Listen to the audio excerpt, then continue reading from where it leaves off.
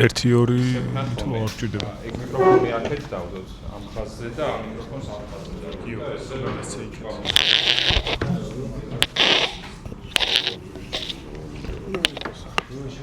მიკროფონი შენთან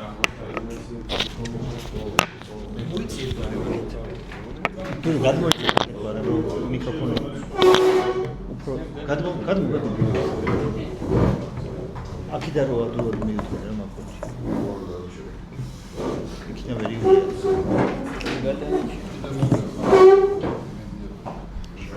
შენ გახსენს რა ტაიმერი ყურა დროს სამპერტული რაც ტაიმერი დრო ცოტა კარგად შემოხედე მეთქი სხვას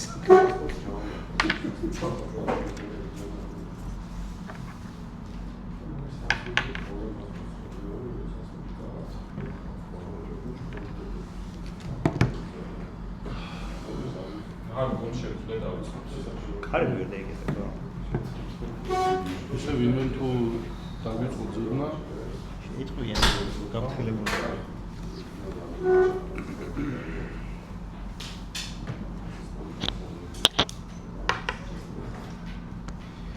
მოგესალმებით, პატარა შესავალს გავაკეთებ, ანუ სამუშაო შეხვედრის ფორმატში ვართ.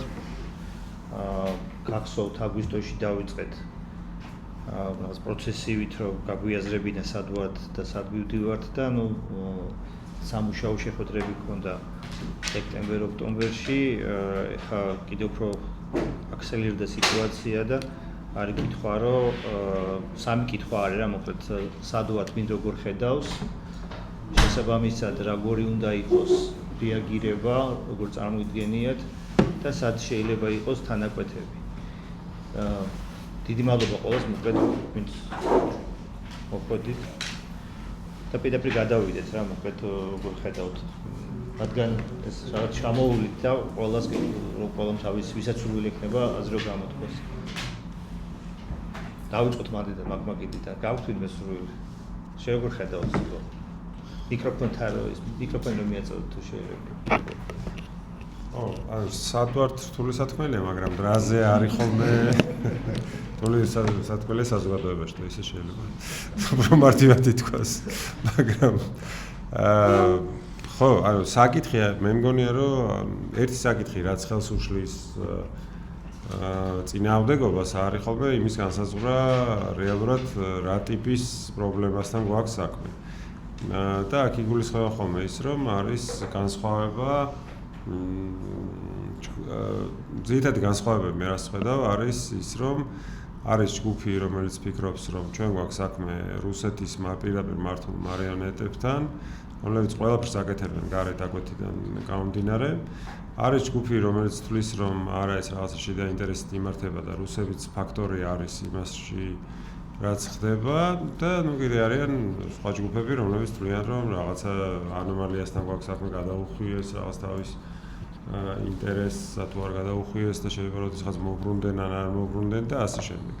მაგრამ საბოლოო ჯამში მე თვითონ სტრატეგიები, რაზეც ვსჯელობენ ხოლმე, გამომდინარეობს აი ამ რაღაცა სხვადასხვა მიდგომები. ნუ ორი ძირითადი მიდგომა მაინც ეს არის, რომ ძალიან ძირითადად გარედან არის მართული თუ ძირითადად შიდა ინტერესით და რაღაც პირადი თუ პარტიული ინტერესებით იმართება ქართული ოცნება და მე მგონია რომ ანუ ანალიზი შეგვიძლია გავაკეთოთ თითოეული ამ რაღაცა პოზიციის და განსაზღვროთ რა უფრო სავარაუდოა, მაგრამ ცხადია რომ არ შეუძლებელია დაადგინო რეალურად რა ხდება იმ მონაცემების სიმწირიდან გამომდინარე რაც გვაქვს. ამიტომ ჩემი აზრით სცენარებზე ფიქრის დროს არის სასურველი რომ ვიფიქროთ და თუ რაც სტრატეგიებზე ფიქრის დროს არის ხოლმე მნიშვნელოვანი სტრატეგიულად დაუშვა, რომ ერთიც შეიძლება იყოს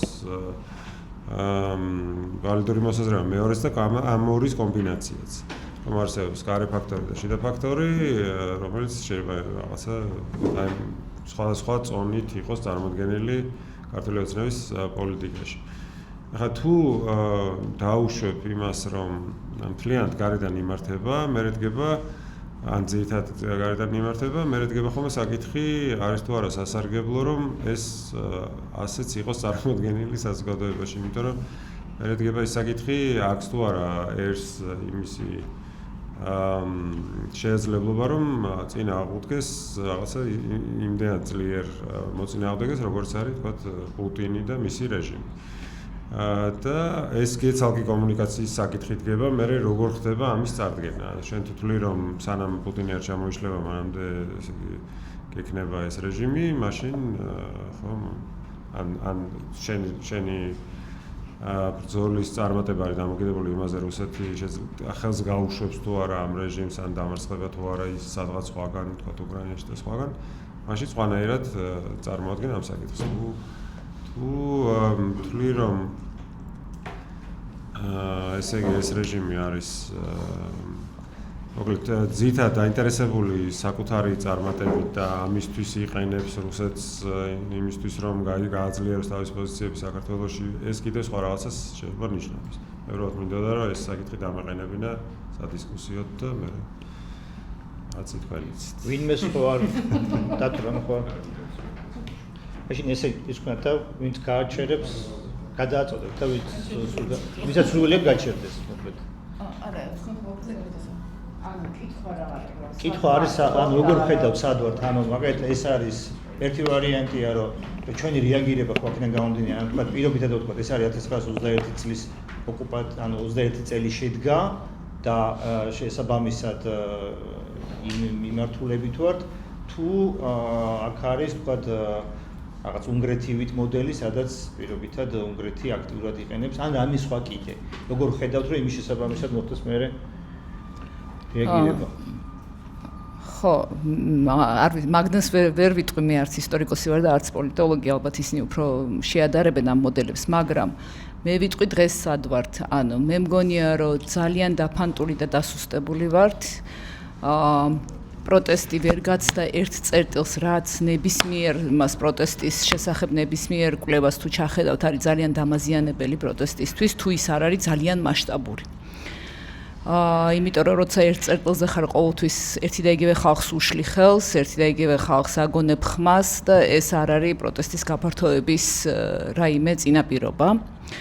გარდა ამისა, პრობლემა არის ის, რომ უამრავი პატარ-პატარა ჯგუფია შექმნილი, რომელსაც უნდა რაღაცის გაკეთება, მაგრამ ვერ აკეთებს, იმიტომ რომ 10 კაციანი ჯგუფი ვერ გააკეთებს, რა ვიცი, თუნდაც 20 კაციანი და თუ ერთმანეთთან არ დაიწყო ამ ჯგუფებმა გაერთიანება, ამ შემთხვევაში ისევ სუსტები დავრჩებით და ჩემი აზრით ამის ერთი მიზეზი ან ფსიქოლოგებსაც ველაპარაკე და ერთი მიზეზი ზოგადად ქართველების ის არის ეგოცენტრულობა.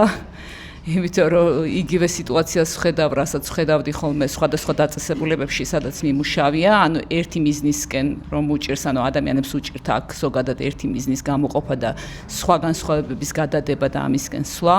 ნუ იგივე სიტუაციაშია ჩემი აზრით სამოქალაქო დაჯგუფებები, როგორც პარტიები არიან. საგარეო ფრონტზე რამდენიმე ჯგუფი იბრძვის და ესეც ანუ კარგია რომ იბრძვიან, კიდევ კარგი, მაგრამ ცუდი ისაა რომ რამდენიმე ჯგუფია და ერთი ხმა არ ჟღერდება და ამიტომ იქიდანაც რითი დაგვეხმარონ და როგორ დაგვეხმარონ მუდმივად გაუგებარი ისინი მოდის ხოლმე სიგნალები, ამიტომ მე პირადად მაქვს ესეთი ანუ მართლა ისა მაქვს და ბოდიში, მაგრამ ცოტა უიმედოდ ვარ. იმიტომ რომ ვერ ვხედავ რომ ეს ჯგუფები მართლა ვერ ვხედავ იმას რომ დაიწყებენ გაერთიანებას და გაერთიანების გარეშე ვერ ვხედავ გამოსავალს, ერთადერთი იმედი მაქვს რომ რუსეთის ეკონომიკა სუსტდება და უკრაინას რაღაცა მომენტში მაინც ანუ გაიმარჯვებს თუ გაჩერდება ეს ომი ნებისმიერ შემთხვევაში ჩვენთვის სასარგებლოა, მაგრამ იმის მეშინია რომ სამოქალაქო საზოგადოება როგორც ასეთი, რომელსაც შეეძლო აქტიური პროტესტის გამოხატვა, უკვე გამოიფიტა. და აი მე ერთადერთი რაც შემიძლია რომ უბრალოდ აი ამ მიმართულებით ისევ ვიწყებ ახალგაზრდებთან მუშაობას, იმიტომ რომ მგონია რომ უკვე ამაზეც იმათ ძალიან აქტიურად დაიწყეს მუშაობა და ჩვენ მთელი წელი გამოვტოვეთ, არავის არ ეცალა, არც ფული არ იყო გარედან და არც ორგანიზაციებს არ ქონდათ არაფრის თავი და იმათ კიდე მთელი ზაფხული მე რო დავთვალე დაახლოებით 5000 ახალგაზრდას შეხვდნენ, მთელი სტაჟირების პროგრამები შემოიღეს, ხო ეს ერთ-ერთი მიზეზი არის ესეც, რატომაც არ აქტიურობენ სტუდენტები, იმიტომ რომ ბევრ მოძრაობაში ჩაყო მსხვილი ხელისუფლებამ, იქეთ 150 მღვდელი დაადრენიგეს, რომ სკოლებში უფროს კლასელებთან იმუშაონ და პირდაპირ ვხედავთ უკვე აი მომავალ წელს ვინ სტუდენტები იქნებიან და 2 წლის შემდეგ იმათზე გავლენის და ეს ჩვენ ყველა დიქტატურაში გვინახია, ეს არის საზოგადოების ცვლილების ყველაზე სწრაფი გზა, როგორ იმორჩილებს დიქტატურა ახალგაზრდობას, ხო? ხო და აი ამ პირობებში მართლა არ ვიცი როგორ უნდა ვერავის ვერ ვეუბნები ვერაფერს დაახლოებით მარტო ამ კვირას დაახლოებით 15 სხვადასხვა ჯგუფს შევხვდი და კიდევ 2 ადამიანს რომელიც ეხლა იწყებს ჯგუფების შექმნას და არ ვიცი რატომ არ გამოდის როცა ვიღაცას რაღაცის გაკეთება უნდა უკვე არსებულ ჯგუფს მართლა არ ვიცი გამოსავალი ანუ რატო არ გამოდის რომ უკვე არსებულ ჯგუფს მიმართოს და იმასთან გაერთიანოს ძალები ერთი გამოსავალია შეიძლება რომ ისეთი ჯგუფი შეიქმნას რომელთანაც კონცენტრირდება ძალა და აი ძალას რო გამოაჩენს და შედეგს რო გამოაჩენს მაგალითად ერთ წარმატებულ ორგანიზებულ პროტესტს და ეს არ არის აუცილებლად რაოდენობაში არ უნდა ითარგმნოს ეს წარმატება მაგალითად გუშინ ოპერაში იყო მასწავლებლების დაჯილდოება ძალიან კარგი იქნებოდა რომ გარეთ ბევრი მდგარიყავით ერთი ადამიანი იყო მე მგონი თუ ორი ნინო დათაშვილის პლაკატით ძალიან კარგი იქნებოდა რომ ბევრი მდგარიყავით ასევე აბსოლუტურად ვერ გამოვიყენეთ აბრეშუმის გზის ფორუმი რომელიც მათთვის ძალიან მტკივნეული იყო და იმიტომ იყო იმ დღეს რომ აქტიურად დაშალეს ეს რუსთაველის უსტად მაგ აბრეშუმის გზის ფორუმის გამო და აი ასეთი ეს აი პატარ-პატარა წარმატებებს თუ რომელიღაცა ჯგუფი დააგროვებს მე მგონი ეგ გახდება რაღაცნაირად სიმძიმის ცენტრი და იმის ირგვლივ შემოიკრიბება ირგვლივ ხალხი მაგრამ ერთ რაღაც უცებ დავამატებ ბოდიში დიდი დრო წავიღე ძალიან მნიშვნელოვანია ყველაზე მთავარი პრობლემა ჩვენ რაც გვაქვს ჩვენ ხო ვიცით რომ ყველა პროტესტის იმაში აღწერილია ეს 5 ანუ ეს მხარდამჭერთა სპექტრი აღწერილია twin წავიღე ამით მაგრამ ესე არის 5 სეგმენტი არის აქტიური მხარდამჭერები ჩვენ გვყავდა აქტიური მხარდამჭერები იანვარში და დეკემბერში და იანვარში აქტიური მხარდამჭერები ამ პროტესტის იყო ალბათ 100-150,000 ადამიანი სხვადასხვა დროს ვინც გამოდიოდა ხო და დარჩა 5,000 სინამდვილეში ეს არის თვეში ერთხელ რომ გამოდის იმას ვერ უწოდებ აქტიურ მხარდამჭერს და ეს არის ყველა პროტესტის მიზანი არის რომ ეს შენი სეგმენტი გაშალო ხო ანუ იმ სხვა სეგმენტებიდან აქეთ სეგმენტებში გადმოიყვანო ხალხი და ჩვენ პირიქით დაგვემართა იმ ხალხზე აი სულ ამბობენ რეგიონში ანუ პროპაგანდით დაბნელებულს რო გამოაღვიძებ მე კიდე ცალკე იმაზე უნდა იმუშაო რომ აქეთ შემოიყვანო ანუ სამმაგი შრომა გაქვს მან და არავინ არასცად არ გეუბნება რომ შენ უკიდურეს წერტილზე უნდა იმუშაო ყველა სახელმწიფო გეუბნება რომ შენ გვერდითა სეგმენტზე უნდა იმუშაო და ამ ხალხზე საერთოდ არავინ არ მუშაობს იმ ხალხზე რომელმაც თებერვალში შეწყვიტა და ძალიან ბევრია ესეთი 90% ესეთი რომელსაც თებერვალში შეწყვიტა აქციებზე სიარული და მარტო ძალიან დიდ აქციაზე გამოდის და რაღაც ფორმებია ალბათ მოსაძებნი მეც არა ვარ ამის სპეციალისტი აგერ რა ვიცი ნახევარწელია კითხვა დავიწყე და ალბათ არის ამის სპეციალისტები არსებობენ რომ რაღაც ფორმებია მოსაძებნი რომ ის ხალხი დავაბრუნოთ პირველ რიგში და მერე გადავიდეთ იმ ხალხზე ვინც ვისაც პროპაგანდით აქვს twin დაბნელებული მოკლედ ეს არის ჩემი აქ ძალიან საინტერესო თემებს შევეხით, მაგრამ რეალურად ჩვენ არ ვსაუბრობთ არც ელექტორალურ ქცევაზე და არც მოტივებზე ან მიზეზებზე, რატომ იზრდება პროტესტის და მე რატო იქსახსება ეს პროტესტი. ეხლა როდესაც ვერავის და ვერთან მან სპეციფიურად ქართული პრობლემაც არის, რა თქმა უნდა, მაგრამ ზოგადი პრობლემაც არის რა, ეხლა ჩვენ რო დაუშვათ ფორმულა რო იყოს დაუშვათ ყველა ერთის გარდა, ხო? ამ ყველა ერთის გარდაში აი პირობითად რო დაუშვათ 2007 წლის ნოემბერი, 2008 წლის მაისი. აი ეს პერიოდი რო გავიხსენოთ, იყო ფორმულა ყველა ერთის გარდა და ამ ფორმულამაც კი არ იმუშავა. ანუ როგორც კი ყველას გარეთ ვიღაცა დარჩება, ხო? იმ ყველაშიც მაინც რჩება ესა რომ ვინ არის შემოგდებული, ვინ არის მართლა ჩვენიანი, ვინ რა მიზეზით, ვინ რა მიზნით, როგორ გაიყოფა, ვის რა, როგორ ავწონოთ, ვისა გავლენა აქვს. ეს თუ პოლიტიკურ პარტიებზე საუბრობთ, ხო? რომელიღაცა პარტიას ბევრი ფული აქვს, რომელიღაცა პარტიას ბევრი მხარდამჭერი ყავს, რომელიღაცა პარტიას სხვა მორალური ან ელექტორალური რესურსი აქვს. როგორ ვიანგარიშოთ, ვის როგორი წონა აქვს, ხო?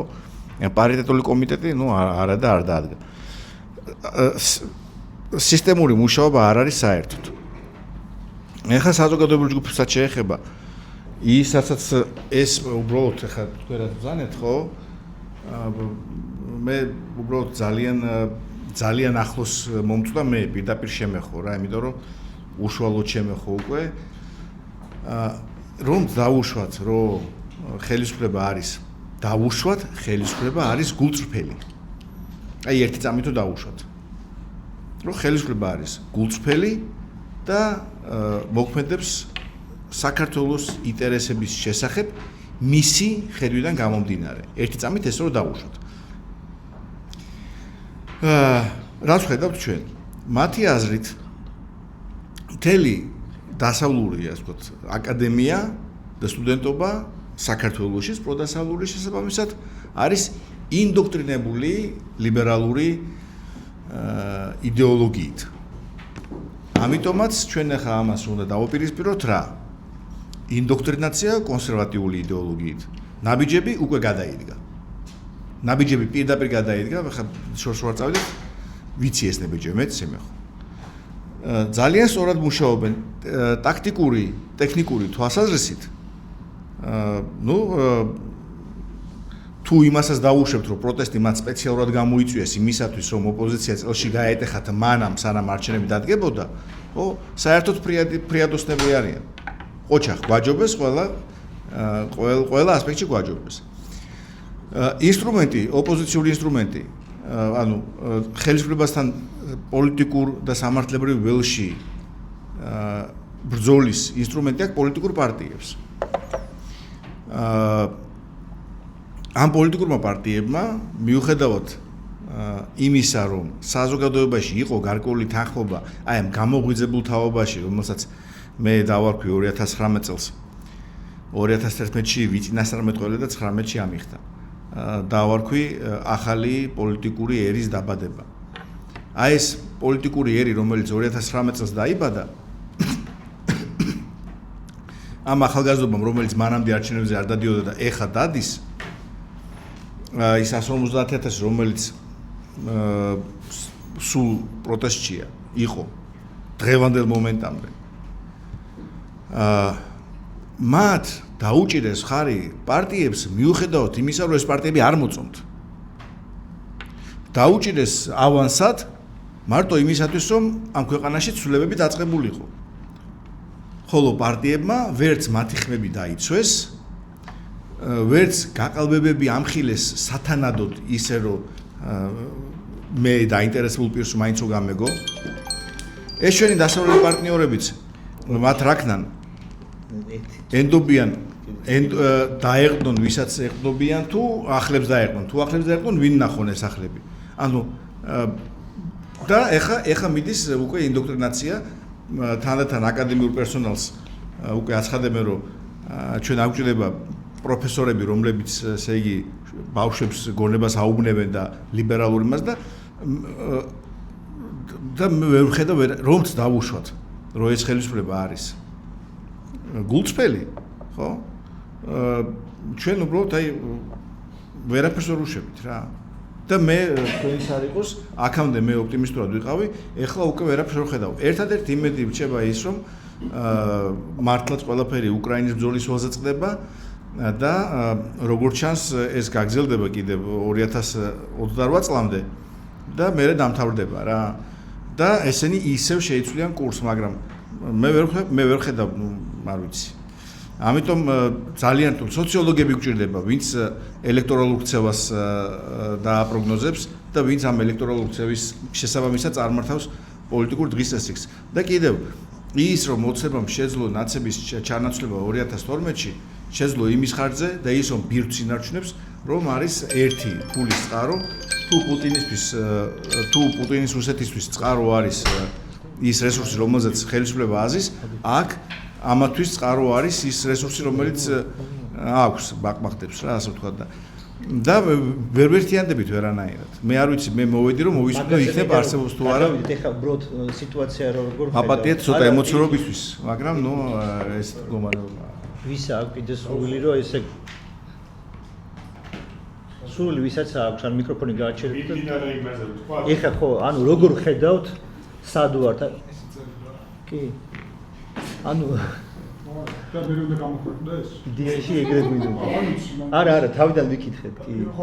არა, ოკეი, კი. საჯარო შეხედა. ხო, ანუ ესე კითხვა. უბრალოდ არ გვაძლევენ. და იმედი ისტორია შეუნახავენ, როგორც ისტორიკოსი დაინტერესებული.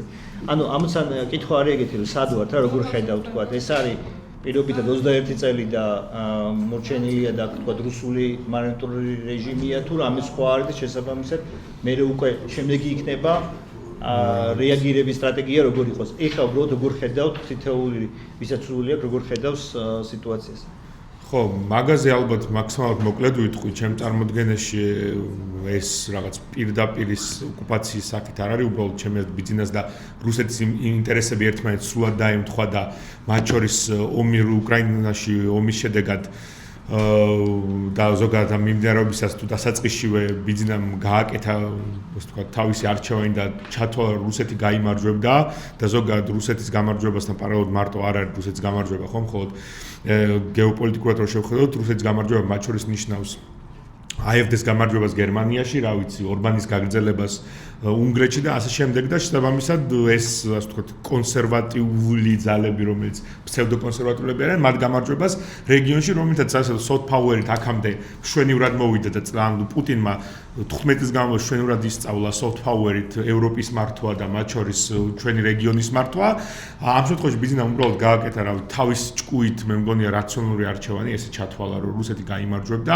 ამის შედეგად მისი პოლიტიკა აბსოლუტურად უნდა ყოფილიყო თანხმედრაში რუსულთან არა პირდაპირ ნიშნავდა რომ ჩვენ რუსები ვართ, არამედ რაღაცა ნაბიჯები გადაედგა და სისტემურად მოქცეულიყო ასე როგორც ახლა იქცევა და ფაქტობრივად მეთოდიკით არის გაკეთებული ყველაფერი, რაც საუბრობს განასაც აბსოლუტურად ეთანხმები სიკოსაც აბსოლუტურად ეთანხმები, რაც იყო ნათქვამი ეგ აბსოლუტურად ლოგიკურია, უბრალოდ ეს არის კონკრეტული რაღაც ამ საუკუნეში რუსეთის მიერ შემუშავებული მეთოდიკა, რომლითაც ისინი მუშაობენ ჩვენს რეგიონში და არა მარტო ჩვენ რეგიონში. ეხლა შეიძლება გერმანიაში ოდნავ განსხვავებული მეთოდია მუშაობის, იმიტომ რომ თვითონ საზოგადოების და სისტემის განსხვავებულობა არის სახეზე, მაგრამ ეს მეთოდები, რაც ეხლა ბიზნესი აკეთებს, არის უბრალოდ პირდაპირ გადმოკერებული იქიდან. ეს როგორ ხდება ეხლა ამის დეტალებში მე არ ჩავალ, ეხლა მე დარწმუნებული რომ ბიზნეს ძალიან ბევრი ნაცნობი ყავს რუსეთის უმაღლეს წრეებში.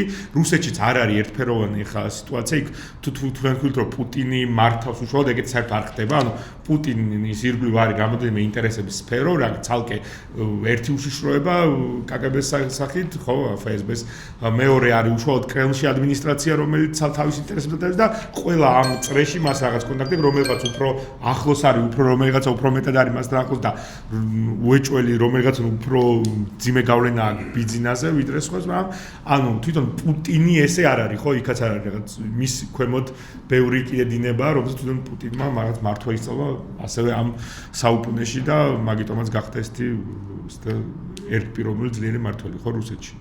ტირანის სრული ამ სიტყვის მნიშვნელობით. ხო, და აქედან გამომდინარე, ხო, ამ ეტაპზე მე მგონია, რომ ბიზნეს პრაგმატული ხედვით ის არის, რომ აქ უნდა დაამყაროს ის მართლობის სფერო, ისეთი მართლობის სისტემა, რომელიც რუსეთს გაუხარდება და რუსეთი გაიმარჯვოს ბოლოს გეოპოლიტიკურად ამ რეგიონში და მიმდებარე ტერიტორიებზე. ეს არის და ეს. ეხლა ამას როგორ უნდა ვებრძოლოთ? მაგაზე მინდოდა საუბარი უფრო მეტად ვიდრე ამ. მაგრამ ივათეთ. მადლობა. თუ გაქვს სურვილი ამ კეთილი, მოგესალმებით. და საკმაოდ მნიშვნელოვანი კითხვა არის, ხო? სად ვიმყოფებით, რა რეალობა არის, რთული და მრავალშრიანი კითხვაა სამდეში გეოპოლიტიკურად თუ ამას შეხედავ.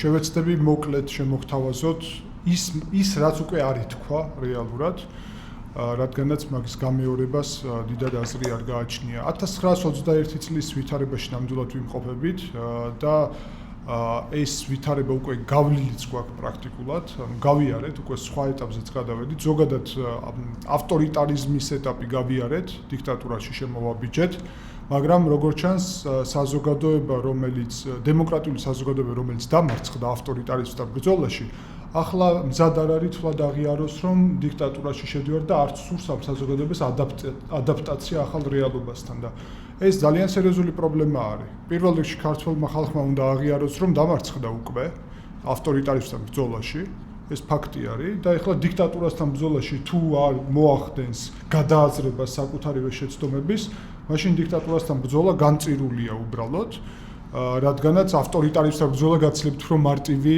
პროცესი იყო. გეოპოლიტიკურად აქ რუსეთს აქვს ძალიან სერიოზული ამბიცია ჩამოაყალიბოს ევრაზიის ხმელეთზე კონტროლი რუსეთი, საქართველოს, სომხეთი, ირანის მიმართულებით და მთლიანად აკონტროლოს აღმოსავლეთ-დასავლეთის ყველა პროცესი, იქედან გამომდინარე, რომ შემდეგ უკვე ვაშინგტონს, ლონდონს, ბრიუსელს, ანკარას, პეკინს კონდეს მოსკოვთან ამ საკითხების შეთანხმების საჭიროება და რეალურად საკითხის გადაწყვეტა, ირანის საკითხი ხო გადაწყვეტილი აქვს რუსეთს.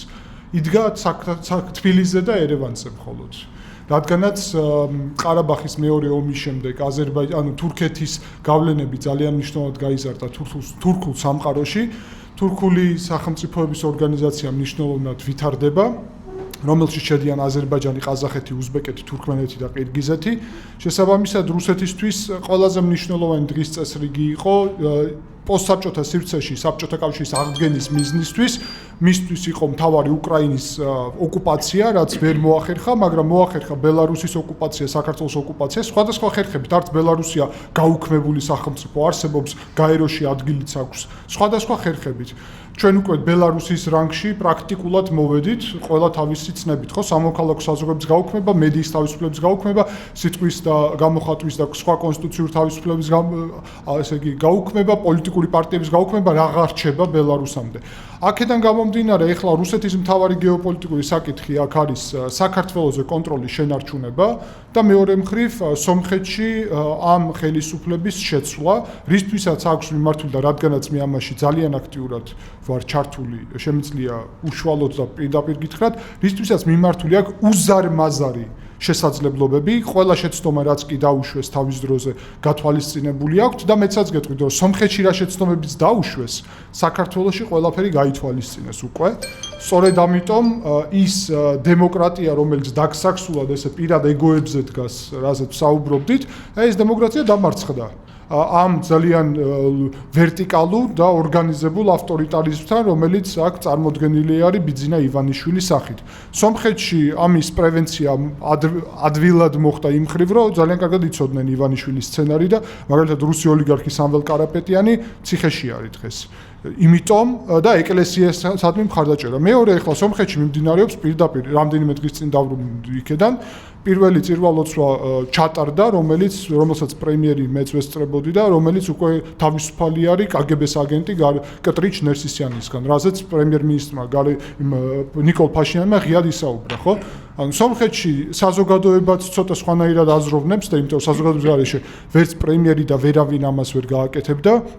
და კიდევ კარგი რომ საზოგადოებას ესმის რეალურად რა ვითარება, იმიტომ რომ რუსეთის დასაყრდენი სომხეთში უნდა ყოფილიყო ეკლესია, ქრისტიანობა, რომლის მეშვეობითაც უნდა მომხდარიყო სომხეთის გადაქცევა რელიგიურ სახელმწიფოდ და კატრიჩ ნერსისიანი უნდა ყოფილიყო ამ რელიგიური სახელმწიფოს ხელმძღვანელი, მერე რუსეთის შემადგენლობაში შეყვანა და ამ შემთხვევაში რუსეთს უნდა და იმ მთიან ყარაბაღში რო ქონდა სამშვიდობო ძალები, ეგეთი სიუნიქში ან სომხეთის რეგიონში ჩამოყალიბება და ამ კომუნიკაციებზე კონტროლი.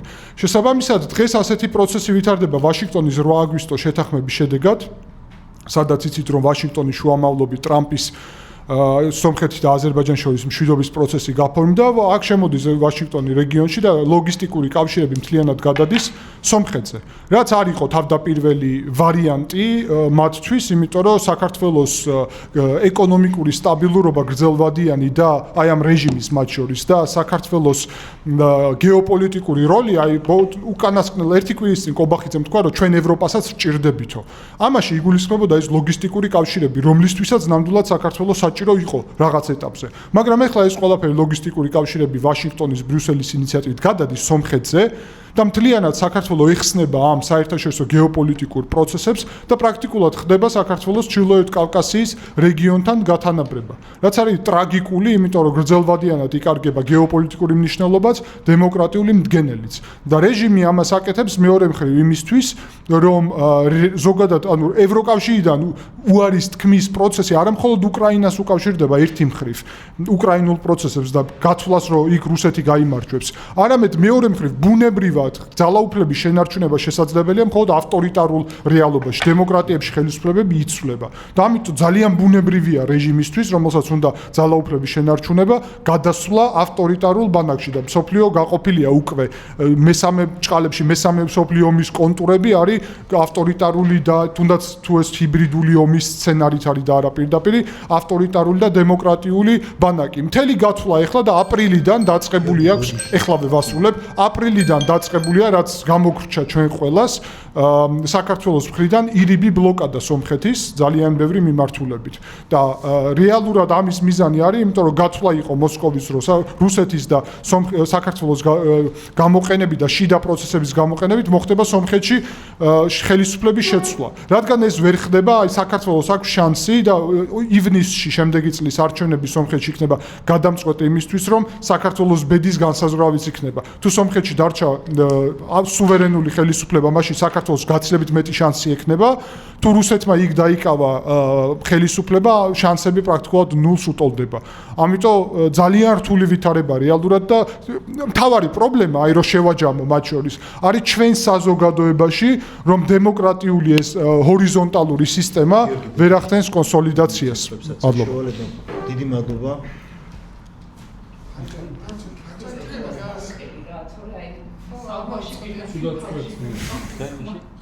ხოდა ეს უბრალოდ სიგნალია რომ ვისკნა თორე გაგვექცევა უბრალოდ რეგლამენტის ეს ამის ის არის ანუ მაგისტრის მაქვს 3 წუთიანია და პლუს ვამატებ ხოლმე და 5 დავიწყოთ არა 5 წუთი არა მოდით იყოს 3 წუთიანი 3 კეთილი კი 2-ზე დაირეკება მე ეც ვამატებ მეგობრებო გილოცავთ დღევანდელ დღეს 28 ოქტომბერს საქართველოს ისტორიაში პირველი და ერთადერთი მრავალპარტიული დემოკრატიული არჩევნების დღეს ჯერჯერობით ერთადერთი თუმცა ჩვენ გეგმაზომიერებით ჯერა რომ ამას გავიმეორებთ აუცილებლად სწორი სვლებით რაც შეეხება ახლა ივანიშვილი არის ძალიან დიდი ხნის პროექტი რუსების სპეცსამსახურების მიერ შემუშავებული ეს არის ფაქტობრივად ამ მესამე 1000 წლეულის დასაწყისიდან მოყოლებული ანუ 2000-იანი წლებიდან მოყოლებული როდესაც ივანიშვილი ამ ეგრეთ წოდებული ვარდების რევოლუციის შემდეგ ნელ-ნელა შემოდის თავისი ფინანსებით თავს იმკვიდრებს და მოისყიდის ფაქტობრივად სახელმწიფო ინსტიტუტებს ხო და ეს ასე ვთქვათ მან გაიმზადა ძალიან კარგად თავისი ადგილი ძალაუფლების აი მიტაცებული ძალაუფლების გადასაბარებლად რომლის მიტაცებას მას ფაქტობრივად აღარ დასჭირდა უკვე მიტაცებული იყო და მან გააგრძელა ეს მიტაცება მაღალ ხარისხში ასწია უფრო მაღალ ხარისხში ვიდრე ეს წინა რეჟიმის დროს იყო ხო ეხლა მან კარგად იცის რომ ვენა აი ხატოვნად რო ვთქვათ რა ვენახს თუ დატოვებ ესე იგი აი ბიოლოგიური პრეპარატების ესე შეწამლა რო დავარქვათ ხო ამას ამის გარეშე თუ დატოვებ მას ადვილად მოეკიდება ყველანაირი დაავადება სარეველა რავი ამას ჭრაქი ნაცარი რასაც ეძახიან ხო და ვერ გაიხარებს ის ناقოფი რასაც ჩვენ გვინდა რომ გავახაროთ საქართველოში უკვე ხო ამ ჩვენი მთელი 30 წლიანი წრებრუნვის მანკიერი წრის გაურღვეველი მანკიერი წრის გარშემო ხო გავარღვიო წლის მაგრამ ჯერჯერობით ეგ არ გამოდის მაგრამ საქმეც იმაშია რომ ჩვენი დემოკრატიზაცია და ჩვენი ასე ვთქვათ თვითგამორკვევა ეროვნული თვითგამორკვევა რაც საერთაშორისო სამართლით გარანტირებული გვაქვს ჩვენ ხო პირდაპირ არის ეს გაწერილი პირველ რიგში აუცილებელია რომ იმის გათვითცნობიერებით მოხდეს რომ მოხდა ჩვენი ასე ვთქვათ დემოკრატიზაციის პროცესის უწყვეტობის შეწყვეტა ძალადობრივად სახელმწიფო გადატრიალებას გულისხმობ და ეს სახელმწიფო გადატრიალება და მათი იდეური ბიოლოგიური და ასე ვთქვათ ნომენკლატურული მემკვიდრეები დღესაც უცვლელად არიან ეს გაგრძელდა კონსტიტუციურ გადატრიალებაში დღეს ივანიშვილის სახით და ასე ვთქვათ ძალიან ცოტა დარჩა რა იქამდე რომ სანამ ამას დაერქმება. ეხლა ჩვენ რო დიქტატურულ რეჟიმში ვცხოვრობთ, ამას ყველა ხვდებით უკვე. რა თქმა უნდა, ეს გიორგი ძალიან სწორად აღნიშნა, რომ ეს ავტოკრატია აღარ არის, ეს უკვე დიქტატურაა გაფორმებული სახით და უბრალოდ ეს ჩვენი გაერთიანება მოხდება აი იმ საერთო ეროვნული იდეის გარშემო, ერთადერთი რა, რომ არაფერი არ გვაქვს უკვე დასაკარგი, ხელახლა გვაქვს უკვე მოსაპოვებელი უკვე ყველაფერი. ჩვენი ხელახლა გვაქვს მოსაპოვებელი ჩვენი სახელმწიფოებრიობა, ჩვენი სუვერენიტეტი და ასე შემდეგ, ხო და დიდი მადლობა თქვენ, გაიხარით. სამ წუთში ჩერჩილს და უდროულსონსაც უჭირდა მთელი სათქმლის ჩატევა და ვეცდები რომ ეს ყველაზე რთულია და ზოგადად ახლა თუ პროცესებს დავაკვირდებით მარტო ბოლო რამდენიმე წლით, ბოლო 13 წლით, იმის წინა 9 წლით შეიძლება გაგვიჭირდეს დიაგნოზი დაუსვათ რა გვჭირს ადავართ და თუ რაღაცნაირად აი ზუსტად დღევანდელი სიმბოლური დღეა და სანდროს მოლოცვას უერთები, იმიტომ რომ მე ვფიქრობ რომ ილია ჭავჭავაძის მიერ დაწყებული გზა აღორძინდა ზუსტად 35 წლის წინ და ის პროცესი გაწყდა ძალადობრივად სახელმწიფო გადატრიალებით და დღემდე ის ამოცანები, გამოწვევები, რომელიც მაშინ იქნა დასმული, დაწყებული, ზუსტად მაშინ იქნა ბევრი რაღაც დაწყებული, ის დღემდე მოითხოვს, რომ თავისი ლოგიკურ დასასრულამდე იქნეს მიყვანილი და ესე იგი გამარჯვება ესე იგი განიცადოს, ხო? და აქ რა არის ახლა ძირითადად მოხდა ესე იგი კი ერთი მხრივ სახელმწიფო გადატრიალება, რომელიც აი ამ 33 წლის ანალიზით რო ვთქვა, დღემდე გრძელდება სხვადასხვა ფორმით, უწყვეტად გრძელდება. ხა სახელი გვარების ცვლილება ზოგმა უფრო მეტი კარგი გააკეთა, ზოგმა უფრო ნაკლები კარგი, ზოგმა მეტი ბოროტება და ასე შემდეგ, მაგრამ სახელგვარი სისტემურად ეს სახელმწიფო ჩვენ დემოკრატიული რესპუბლიკა, მეორე დემოკრატიული რესპუბლიკა მოგუტაცეს, ძევლად ყავთ, აუპატიურებენ, ძალადობენ მასზე მაგრამ ეხლა უკვე შევდივართ გადამწყვეტ ეტაპზე, როდესაც არ არის მარტო გათვლი მძევლად ყოფნა მისი, არამედ მისი მოკლა არის განზრახული და მე სიმონს ვეთანხმები, რომ რაღაცნაირ რამდენიმე კომბინაციური ვარიანტი შეიძლება იყოს იმისა, რომ ამათ აქვთ ინტერესი, რუსეთს აქვთ ინტერესი გარეზე მოქმედების ძალა თუ კომბინირებულად განვიხილოთ, მაგრამ მთლიანობაში რომ ნახავთ პოლიტიკურ გენეალოგიებსაც რო გადავხედავთ, ხო, ზოგზოგიერთებისას, ყველა არ მინდა მოვხაშვი ერთქვაფში, იმიტომ რომ ღირსეული წარმომადგენლები არიან სხვადასხვა პოლიტაქტორებს შორის და მე ჩემი პატივისცემამ განსაკუთრებით თავისუფლების მოედნისთან მინდა დავაფიქსირო, იმიტომ რომ ახალი და გულწრფელი სახეები არიან. და აქ პოტენციალი იმისა, რომ ბევრი აი ამ საკითხებს დაადგან თავი. სხვებთან ერთად რა თქმა უნდა. და შესაბამისად დგება, ანუ დეკოლონიზაციის პროცესი 100 წლის წინ დაიწყო და რუსეთის იმპერია ის ბოლო ძველი ყაიდის იმპერია, რომელიც აუცილებლად მისთვის გეოპოლიტიკური განაჩენი გამოტანილია, მიუხედავად დღევანდელი რთული სიტუაციისა, ამ გეოპოლიტიკური განაჩენი ზოგადად საუკუნეში ერთხელ ხდება და ეს 2009 წელს მაგას ერქვა აღმოსავლეთ პარტნიორობა და ეს აღმოსავლეთ პარტნიორობის გეოპოლიტიკური მისწრაფება და რუსეთის იმპერიის გადარჩენის სურვილი ერთმანეთს ეჯახება და აი ზუსტად ამიტომ მიმდინარეობს ბრძოლა კავკასიასა და იმაში უკრაინაში და მე არ ვითხოვდი მხოლოდ იმას, რომ უკრაინაზე ვართ კიდე აქეთ დამოკიდებული. იქნებ ჩვენზეაც ასევე დამოკიდებული უკრაინის ამბავიც, გეოპოლიტიკურად რო ვთქვათ, რა თქმა უნდა, გეოეკონომიკურად ვთქვათ. ხო და ბოლოს ესე იგი დავრჩით ესე იგი ქართული ხალხი ხო ჩვენი სახელმწიფოს გარეშე რომელიც არ აგვაქვს იმიტომ არის რომ ერთ და იგივე მოჯადოებულ წრეზე დავდივართ და აქ უკვე მოდის ლიდერშიპის მომენტი იმიტომ რომ ჩვენ დღეს გვაქვს ის ყოზირები ასე ვთქვათ გეოპოლიტიკური და ყოზირები განსაკუთრებით რომელიც 33 წლის წინ არ ქონდა გასაგები მიზეზების და საერთაშორისო კონტექსტის გამო, მაგრამ არ გვაქვს ის ერთი კოზირი, რომელიც ამ 3-4-5 ასე ვთქვათ უპირატესობას რეალურად აქცევდა. აქ ეს უნდა გააკეთო, ან ლიდერშიპი არ არის.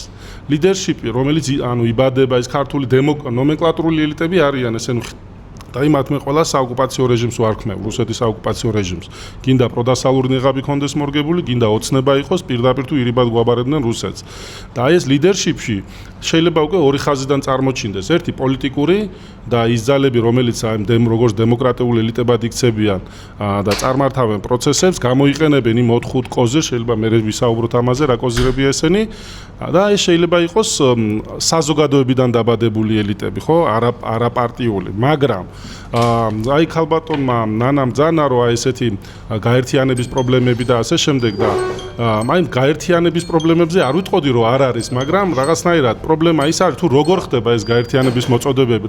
რაღაცნაირად ის გაერთიანებების ეგოცენტრული პროცესებია რაღაცნაირად. იმას კი არ ვამბობთ რომ მოდი ერთად გავერთიანდეთ და ერთი საერთო პლატფორმა შევქმნათ. არამედ არის გავერთიანდეთ ჩემთან აქეთ მოიწიე, ხო? და იმის მაგივრად რომ ნამდვილად შეიქმნას ისეთი პლატფორმა, რომელიც აერთიანებს ლიდერშიპი ამეტებს. ჩემთვის შეიძლება გაკონტროლო. ხო გაერთიანოს ის თავი და დაიბრუნოს ის 150.000. გამარჯობა ყველას.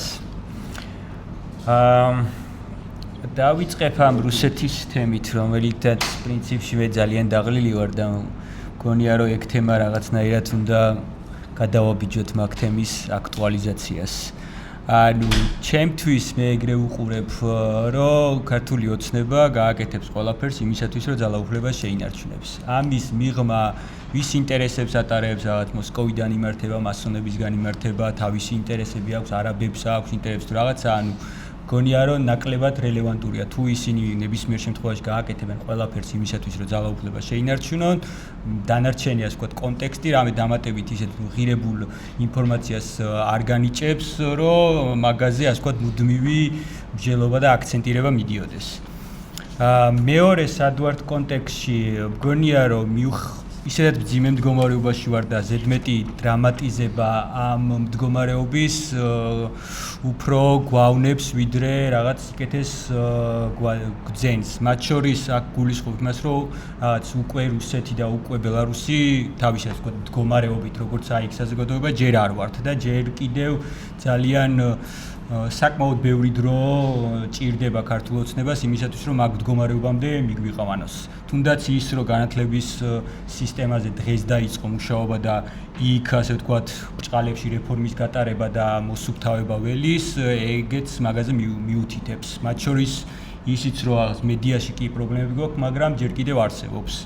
პარტიებიც აკრძალულია, მაგრამ ჯერ კიდევ არსებობს. არასამთავრობო სექტორსაც უმძიმესი პრობლემებია, მაგრამ არსებობს. ანუ და რაც მთავარია, ჯერ კიდევ ძალიან ბევრი ადამიანია, რომელიც არსებობს, არ ჩერდება. ან მსგავსი მდგომარეობა ახლოსაც კი არ არის, არც ბელარუსში, არც რუსეთში.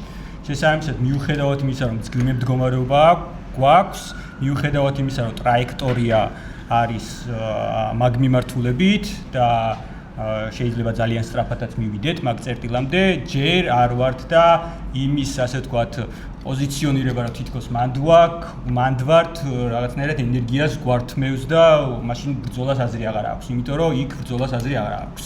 ანუ იქ არ უნდა გაიქცე, არ უნდა გაჩვიდე. სხვა ალტერნატივა არ არსებობს. და ჩვენ დღეს ყველანაირი რესურსი გვაქვს იმისთვის, რომ ბრძოლას გქონდეს აზრი. ეხლა რაც შეეხება ერთობის კონტექსტს, ბოლო გამოსვლის პოზიციას ვიზიარებ, რომ ზოგადად ლიდერშიპი გვჭირდება. ლიდერთან მიმართებაში ან იმდენად რაღაც გაცვეთილი გახდა ეგ ტერმინით და ეგ მიდგომაც, რაღაცნაირად უარყოფითი ანოტაცია თუ რაღაც უარყოფითი შეიძლება ლიდერმა და ლიდერი ჭირდება, ან პატარა სუპერმარკეტი რო იყოს და რაღაც პატარა ბიზნესი ან რაღაც ორგანიზაცია, იმასაც კი ჭირდება რაღაც ლიდერები და ადამიანები, რომლებიც რაღაც ხედვა აქვს და ამ ხედვას ანხორციელებენ.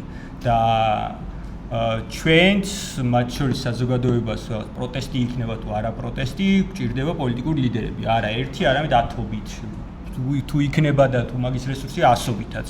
ანუ სოფელშიც კი საჭიროა ლიდერი, ანუ პატარა ქალაქებში და ასე შემდეგ. და რა თქმა უნდა, უფრო დიდ პოლიტიკურ ველზეც გჭირდება ლიდერები და ამ ლიდერების გამოკვეთის პროცესში იქნება შესაძლებელი მათ შორის ერთობაც. დღეს დაქსაქსულები ვართ, კი და ბევრი სხვადასხვა ჯგუფები აქვს და რაღაც ითქვა რომ რაღაც არ უერთდება და ახალს ქმნიან ყველა და კი ნამდვილად ეგრეა, მაგრამ მე ისი იმედიც მაქვს ამ პროცესში არის რომ ეს პატარ-პატარა ჯგუფებიდან გამოიკვეთებიან გამარჯვებულები, ასე ვთქვათ, გამარჯვებულები არა იმ კონტექსტში რომ რაღაც ცვლილებას მიაღწიეს, არამედ იმ კონტექსტში რომ რაღაც კონკრეტული გეგმა დაისახეს, კონკრეტული მიზნები ქონდათ და ამ მიზნებისკენ სიარულში მათ შეასრულეს თავისი გეგმები და გამოჩნდა და დაანახეს მათ მხარდამჭერებს და საზოგადოებას რომ მათ შეუძლიათ იმ პასუხისმგებლობის აღება, პასუხისმგებლობის აღება და თან ამ პასუხისმგებლობის შესრულება, შედეგზე მისვლა. ხოლო ამის შემდეგ შეიძლება უკვე ამ გუნდების ირგვლივ გაერთიანება საზოგადოების. ეგრე ვხედავ ამ გარემოს. დიდი მადლობა. თქვენ კარგით, ჩამეთეთ მეც. სამწუხაროდ ჩავეტია.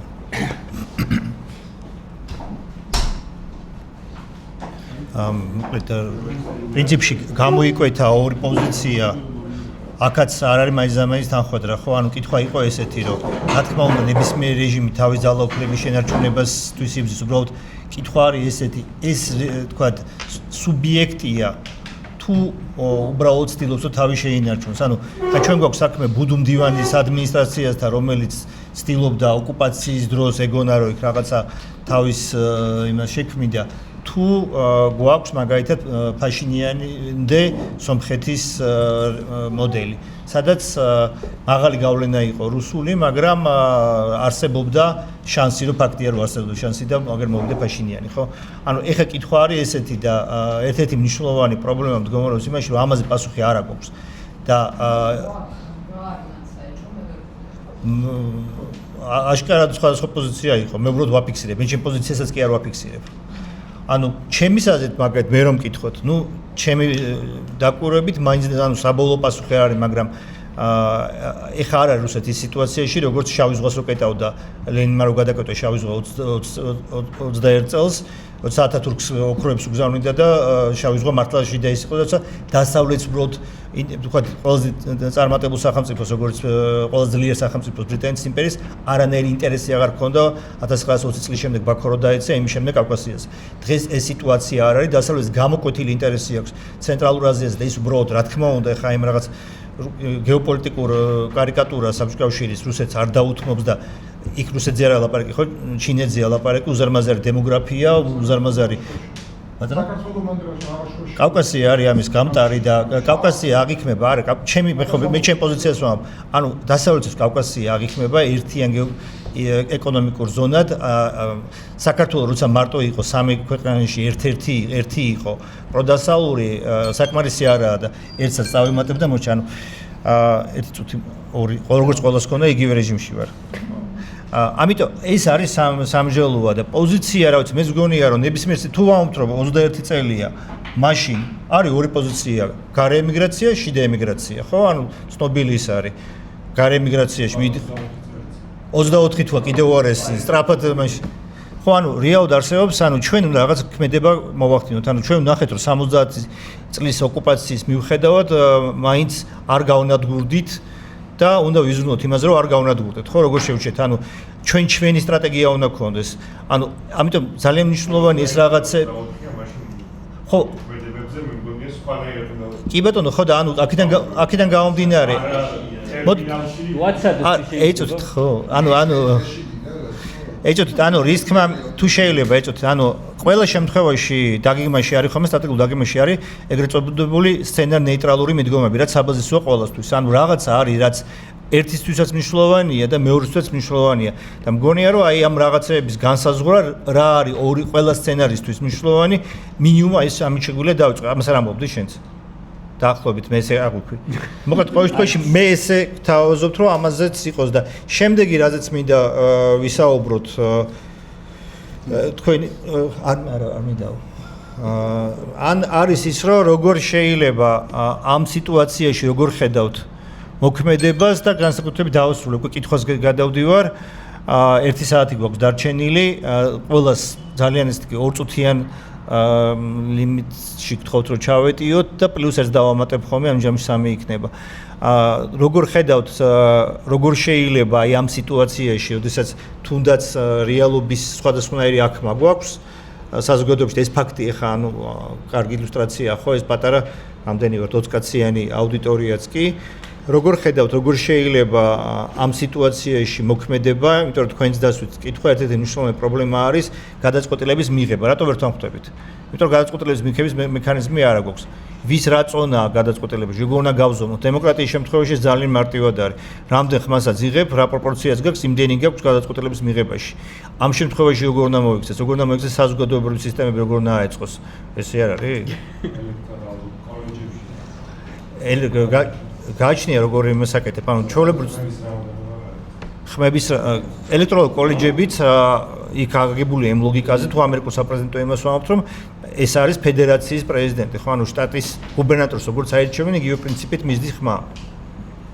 მოკლედ, კი, ამას შეგვიძლია გადაწყვეტილების მიღება ნამდვილად არ. ხო, ანუ ერთ-ერთი პრობლემა არის მექანიზმი არ აქვს, ანუ ჩემი აზრით და თქვენ როგორ ხედავთ, ანუ კითხვა არის ისე იგივე ლოგიკით ვიმოძრაოთ, როგორ ხედავთ, როგორ შეიძლება თანამშრომლობა, სად შეიძლება თანამშრომლობა და როგორ წარმოგიდგენიათ სხვადასხვა ჯგუფებია და როგორ შეიძლება რომ ვითანამშრომლოთ და რაში შეიძლება ვითანამშრომლოთ, აი ეს კითხვა არა, რაში შეგვიძლია სადგვართ თანაკვეთები სად გვაქვს და როგორ შეიძლება რა მექანიზმი შეიძლება იყოს. ისე ან ესე გამოვყვები. ხო არა კიდე და.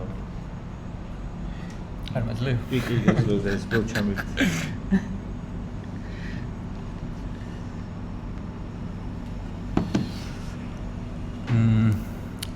გამოსავალის თავარი თქო ბოლო წერტილი ვიზიარებს სულისკვეთებას, რომ ანუ იმ ასე ვთქვათ რაღაც დიდი ერთობის ჩამოყალიბების გარეშე იმ საკითხზე, წინა საკითხზე? წინა საკითხზე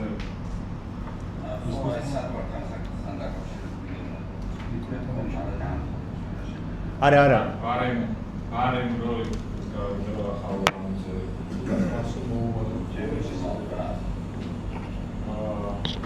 ის რაღაც ნაწილში აი ეს შეგვიძლია. ცოტა მამარად ვისაუბრებ ეს. ანახოს მიკროფონი.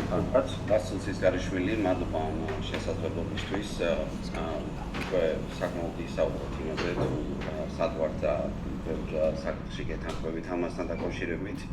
მე რასაც დავამატებ აქედან არის ის, რომ აქ არის რამოდენიმე აქტორი ამ ფორმულაში. ერთი არის თვითონ ის აქტიური ბირთვი, რაც ამაზე ხელს შეიძლება ეს 5000 კაცი იყოს ან 1% იყოს პოპულაციის, მაგრამ უნდა გავითვალისწინოთ ის 98-99% საქართველოს პოპულაციის, რომელიც არის ასე ვთქვათ პასიურ მდგომარეობაში და შევიკითხოთ მათ რა აწუხებთ, რა ახლობებთ და აი ამისი კვლევა და ანალიზია საჭირო იმისთვის, რომ მივხვდეთ რაშია საქმე, ასე ვთქვათ, big picture.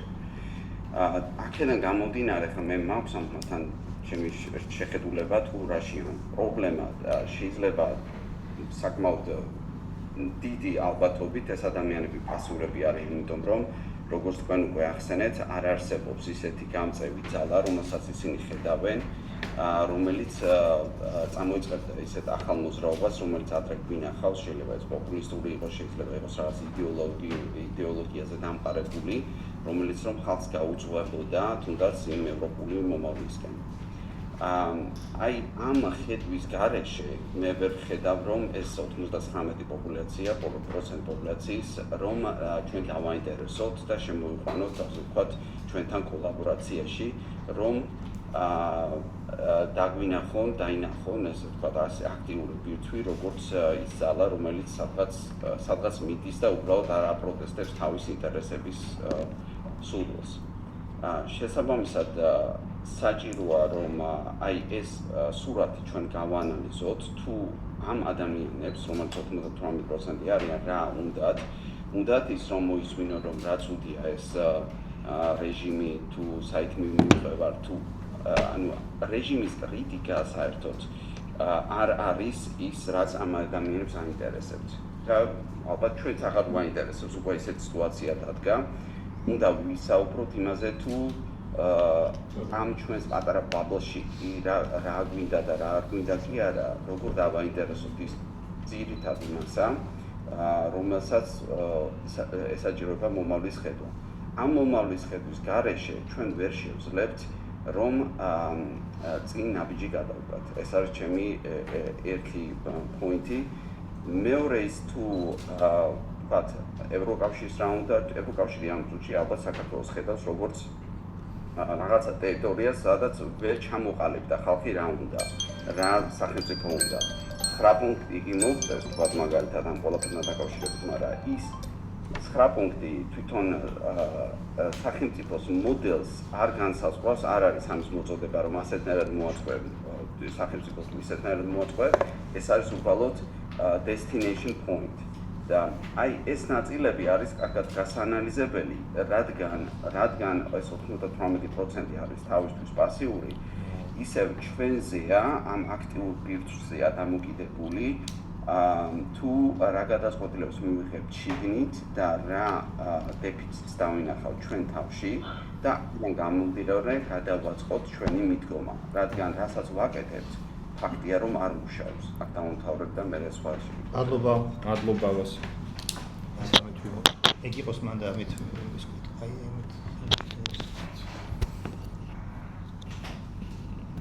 ეს ხო ამის? ხო ალბათ. ეხ გამოსავალებს საუბრობთ, ხო? რაზე ვითანამშრომლობთ და როგორ ვითანამშრომლობთ? მან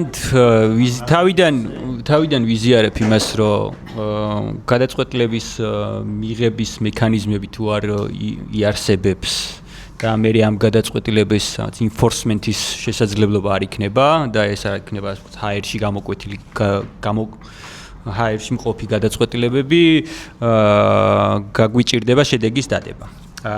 უბრალოდ მე რაც არ მომწონს მიმდინარე პატარა გაერთიანებებში, უბრალოდ მიმდინარე პროცესში არის ხშირად კოორდინაციაზე საუბარი. ან მე არ მგონია რომ საბოლოოდ კოორდინაციის შედეგად შეუძლებთ შედეგის დადებას. ანუ საბოლოო destination-ი უნდა იყოს რაღაც ერთ გუნდად ჩამოყალიბება საზოგადოების რაღაც კაფიო ალტერნატივის გაჩენა ქართული ოცნების ხელისუფლებას. რაღაც ისეთი ტიპის პოლიტიკური ორგანიზაცია, რომელსაც აქვს ადამიანების დიდი უმრავლესობის მხარდაჭერა. ანუ აქ შეიძლება შედიოდნენ პარტიებიც, მოძრაობებიც, ნებისმიერი ორგანიზაცია, მაგრამ ხოლო მსგავსი, ასე ვთქვათ, დიდი ორგანიზაციის ჩამოყალიბების შემთხვევაში გვექნება ის ძალა, რაც ჭირდება ოცნების დაამარცხებას. ანუ თან ვიზიარებ აი ნანას შეფასებას იმაზე, რომ ჯერ ამ ეტაპზე ქართული ოცნების ამორჩეველთან სამუშაო ჩვენ არ გვაქვს. ანუ არც რესურსი არ გვაქვს მაგისტვის და არც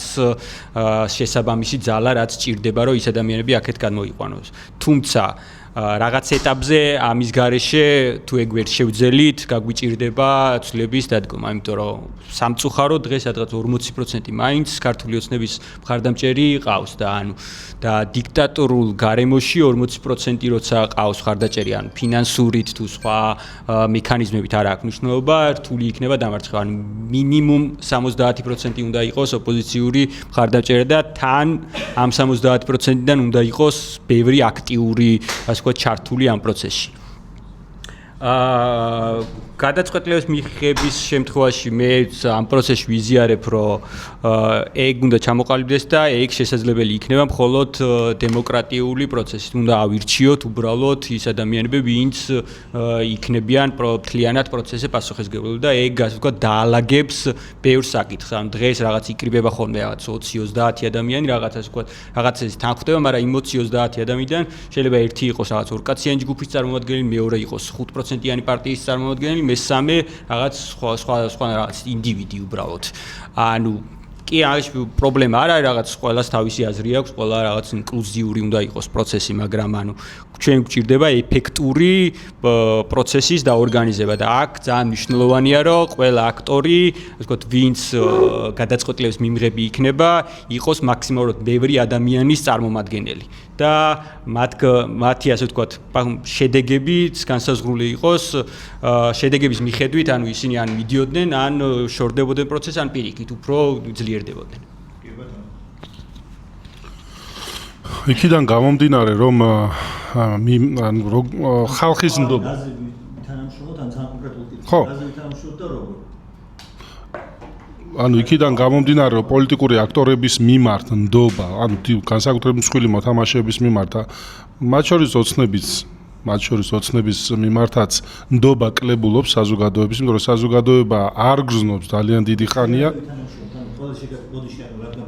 ხო, მე რო პოლიტიკური პარტია ვიყო, პოლიტიკური აქტორი რო ვიყო, ამ საოკუპაციო სისტემაში უფრო კომფორტული და ჭკვიანური და შორს გამიზნული იქნებოდა, ასე ვთქვათ, ხო?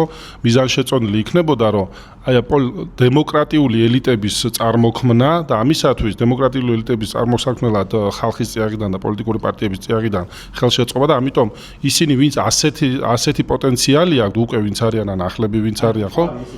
ჩვენი პერსპექტივიდან მე რაღაცას ვაკეთებ და რაში ხო, გავერთიანდებოდი და კონსენსუსის საფუძველზე, რადგანაც ხალხი პოლიტიკურ პარტიებს მეტნაკლებად არ ენდობა, არაპოლიტიკურ გადაწყვეტილებას შეუწყობდი ხელს და საზოგადოებიდან წამოსული.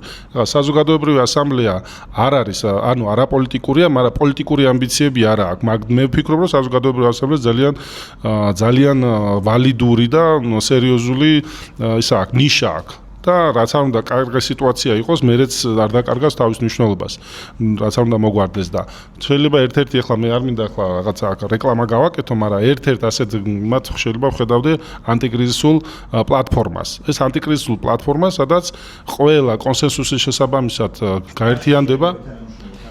ვეთანამშრომლობთ ის, რომ არა მარტო ხელი შეუწყოთ ყველამ ერთმანეთს, რომ არჩევნები დამყარდეს, ავტორიტარული კანონები გაუქმდეს და პოლიტპატიმრები გათავისუფლდნენ, არამედ 2 წელი მაინც აქ ხო არ არის ის პრობლემები, რომელიც გუშინ და დღეს დაიბადა, აქ 33 წლიანი, ანუ კრიზისი არსებობს.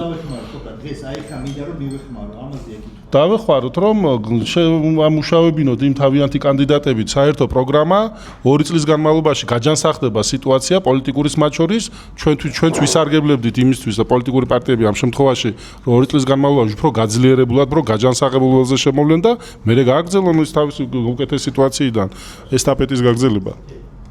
ეს ისე, ზოგადად, ჯერ ანუ ვისაც მეც ვიტყვი, მაგრამ შენ მე სიტყვა არ გითხოვს, პირველ წელზე სიტყვა არ გითხოვს და დაგითხრა. არა, მოგესალმებით პირველ რიგში. ანუ ყველა თქო ძალიან პრობლემა, მე ამას ვაკეთებ, ამაში მჭირდება დახმარება და როგორ ხდება დახმარებას. კი ბატონო. წუხარო დავაგვიან და ვერ მოვისმინეთ დასაწყისი.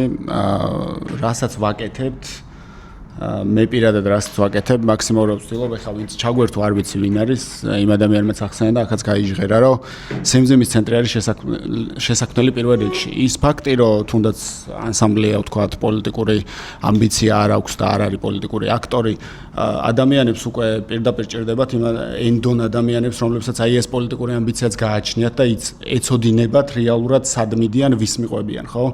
მე ხა რასაც ვცდილობ არის ის, რომ მაქსიმალურად იმ ადამიანების რაღაცა ერთობა შევქმნა, რომლებსაც აქვთ პოლიტიკური ამბიცია და აქვთ ის აზრი ჩამოყალიბებული, რომ შესაქმნელია პოლიტიკური სიმძიმის ძალა. ზუსტად ყავს დღეს ჩვენ პოლიტიკური აქტორები, რომლებსაც ადამიანების დობა არ აქვთ და ეს არის ფაქტი, რომელსაც თვალი უნდა გავუსწოროთ ჩემი აზრით. და უამრავი ადამიანი თუნდაც იმ 40%-ში, რომელიც წეგან დურუმ ახსენა, რომ არის ქართული ოცნების მხარდამჭერი, ჩემი აზრით უფრო არის ოპოზიციის მოწინააღმდეგე, ვიდრე ქართული ოცნების მხარდამჭერი და აი ეს ყველაფერია დასაძლევი რა, აი ამ ყველაფერში უნდა ვითანამშრომლოთ. თუ ვინმე არის ადამიანი აქ ისეთი ან იცნობს ადამიანებს, ვინც ამ აზრს იზიარებს და თანხდება იმაზე, რომ ცენტრი შესაქმნელია და პლუს ამბიცია აქვს და აქვს რაღაც გარკვეული რესურსი, რომელიც შეუძლია რომ ამ ყველაფერში ჩადოს, მე დიდი სიამოვნებით გავიცნობ და ვითანამშრომლებ. მადლობა.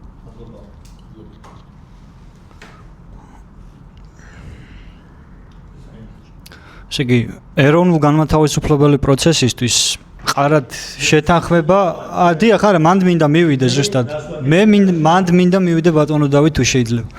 ესე იგი, ეროვნულ განმათავისუფლებელი პროცესისთვის საჭიროა ყარად შეთანხმდეს, აი სხვა ახსენეთ საკოორდინაციო ცენტრი ეს არის, პროგრამა მინიმუმი, რაც აუცილებლად გასაკეთებელია, ყველაფერი გვერდით არის გადასადები და აი ყველაზე ასე ვთქვათ, ქმედით უნარიანი ჯანსაღი ძალები, ვინც კი არის სამოქალაქო თუ პოლიტიკურ ველზე ერთი იდეის გარშემო უნდა განვითარდეს. ეს არა, არანაირად სადღერძელო არ არის, თუ შეიძლება უკაცრავად და ეხლა ამას დავამატებდი იმას, რომ ყარად არის შეთანხმება საჭირო, რა არგებს პროცესს, რა თქმა უნდა და რა არ არგებს. ანუ რა არ არგებს. ჩვენ დავინახეთ, ძალიან დიდებული აქცია იყო და გამეორებული იყოს ვისურვებდი და გაასკეცებული იყოს. ის და ძალიან კარგი დიდი მადლობა თავისუფლების მოედანს ამისთვის, რომ ამის ორგანიზებაში წვლილი შეიტანა, ძირითადი წვლილი შეიტანა.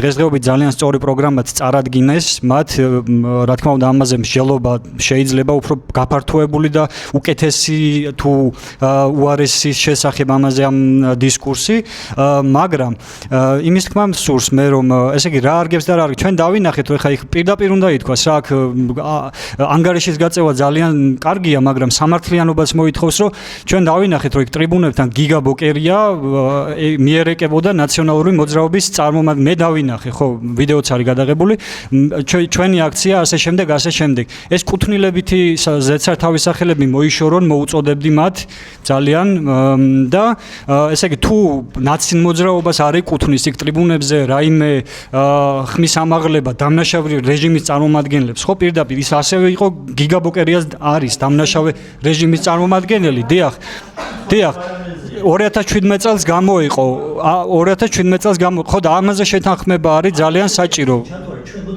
ბატონო დავით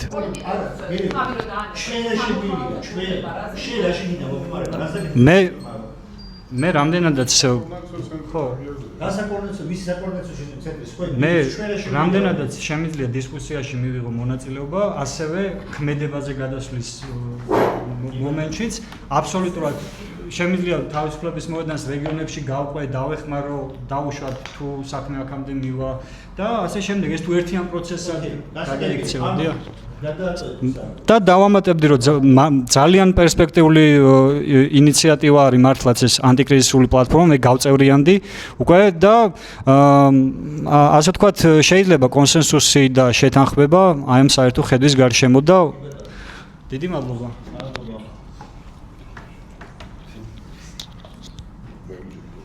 ჩვენი პრობლემა მთავარი იმაში მდგომარეობს, რომ რეალურად როგორც ახლა პროცესს, ასევე სამომავლოდ არ გაგვაჩნია ძალიან მარტივად.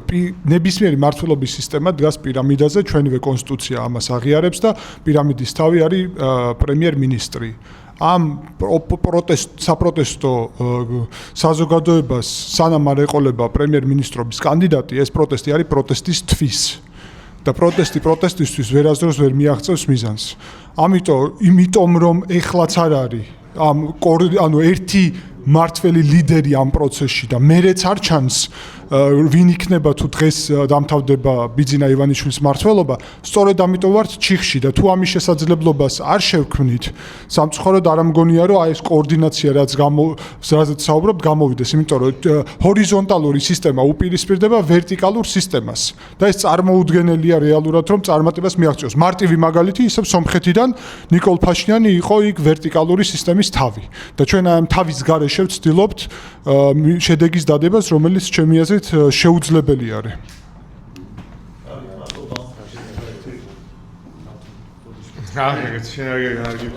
გამარჯობა ყველას, გიორგი თავართხილაძე, ვეცდები უცებ გავცე პასუხი ჩემი მხრიდან რას ვფიქრობ, რა შეიძლება ვითანამშრომლოთ. ყველაზე მარტივი და შესაძლებელი რაც ეხლა ვფიქრობ არის ის, რომ უბრალოდ საინფორმაციო კამპანიის დაგეგმვაში და აღსრულებაში შეუძლიათ ამ ჯგუფებს ითანამშრომლონ, მათ შორის ჩემს თავსაც და ჩემს თანამოაზრეებსაც მოვიაზრებ. სხვა ამაზე უფრო მეტად ხელშესახებს ეხლა ვერაფერს ვერ ხედავ, თუმცა ეს ძალიან მნიშვნელოვანია, იმიტომ რომ რეჟიმი მათ შორის დგას იმ პროპაგანდაზე, რომელსაც ხედავთ ყოველდღიურად და უდიდესი მნიშვნელობა მის მდგრადობაში აი ამ პროპაგანდას უჭირავს. ჩვენ შეგვიძლია მინიმალური რაღაც დავიწყოთ და შევთანხმდეთ საერთო მესიჯებზე, როგორ განვახორციელოთ საინფორმაციო კამპანია და მერე აღვასრულოთ რა. ეს შედარებით მარტივია. და უცებ წინა კითხვაზე გადავალ, მე მესმის თქვენ რაც ისაუბრეთ, მაგრამ პრობლემა ის არის, რომ ვინ უნდა გაერთიანდეს ჩვენ ხო არ ვართ ეხლა რაიმე ისეთი მოძრაობები ან ძალები, რომლებსაც უკვე გვაქვს. 10 კაციანი ჯგუფები არავითარ ძალას არ წარმოადგენს ჩემი აზრით, გარდა იმ საინფორმაციო კამპანიისა, რომელიც შეიძლება ეხლა თქვით რომ აკეთოს, ამის გარდა ვერაფერს ვერ გააკეთებს მნიშვნელოვანს. ამ წუთას ბევრი ჯგუფები იქმნება, კი ბატონო, მესმის რომ დრო ცოტა გვაქვს, მაგრამ სხვა გამოსავალს ვერ ვხედავ, ეს ჯგუფები უნდა შეიქმნას კიდევ ბევრი, თანამოაზრეებმა ერთმანეთი იპოვონ, არავითარ გაერთიანებაზე ჩემი აზრით საუბარი ამ წუთას ზედმეტია, თანამშრომლობა იმაზე რაც თქვი კი და მე ამ ჯგუფებიდან თუ გაგვიმართლა და რომ რამდენიმე ჯგუფი მიაღწევს შესაბამის რაღაცა სიმძიმის ასე ვთქვათ საშუალებას, მერე ნუ იმ ჯგუფებზე იქნება დიდწილად დამოკიდებული როგორ წავა პროცესი, მაგრამ ეხლა ვართ ბუნებრივ მდგომარეობაში, როცა ნუ პარტიებს შეეძლოთ, მაგრამ აღმოჩნდა რომ არ ქონდათ და თუ კი ვინმე გამოჩნდება ისეთი ჯგუფი, რომელსაც ექნება შესაბამისი ძალაუფლება, მერე ამ ჯგუფებს შორის შეიძლება რაღაც გაერთიანება მოხდეს. მანამდე საინფორმაციო კამპანიაში თანამშრომლობა. მეტი ამ წუთას ვერაფერი. მოკლედ და კონკრეტულად, რა ვიცი, მე ვფიქრობ, მე რას ვაკეთებ, ხა ჩვენ ვაკეთებთ ახლა პოლიტიკურ მოძრაობას, ქართულ რესპუბლიკას, აქ მoni მთელი შემადგენლობით ვართ ლამის წარმომადგენლები.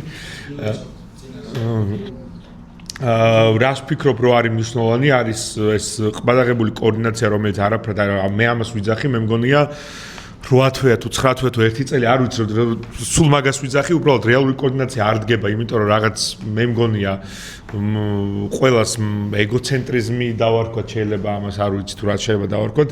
რა ვიცი, მე პრობლემად მიმაჩნია, რომ ჩვენ ყველას გვაქვს შეზღუდული რესურსები, ყველა ცალ-ცალკე ჯგუფს და ამ რესურსების მათ შორის შეარინგი ერთმანეთს საერთოდ არ ხდება, მათ შორის დაახლოებული იდეოლოგიურად თუ რაღაც ხედვები დაახლოებული ჯგუფებს შორის არ ვიცი რის მიზეზი, ახლა არავისკენ ხელის გაშვერა არ მიყვარს ალბათ უფრო პირველი ჩემ თავში ვეძებ ამ პრობლემას, მაგრამ მე 1 წელი ამას ვიძახდი, როცა უბრალოდ აქტივიზმი და პოლიტიკაზე არაფერს არ ვამბობდი და ეხლა როცა პოლიტიკაზე ვსაუბრობ, იმიტომ რომ ჩემი აზრით ზუსტად ეგ, ანუ რაღაც ბაბლში მოხარშული აზრებისა და ბაბლში შეთანხმებული პოზიციებისარმჯერა ამ ქვეყნის გადარჩენისთვის. მე მჯერა საზოგადოების რაღაც მაქსიმალური ჩართულობით და იმაზე ორიენტირებით, რომ ყველას გვაქვს საერთო მიზანი თუ ესეთი მიზანი გვაქვს.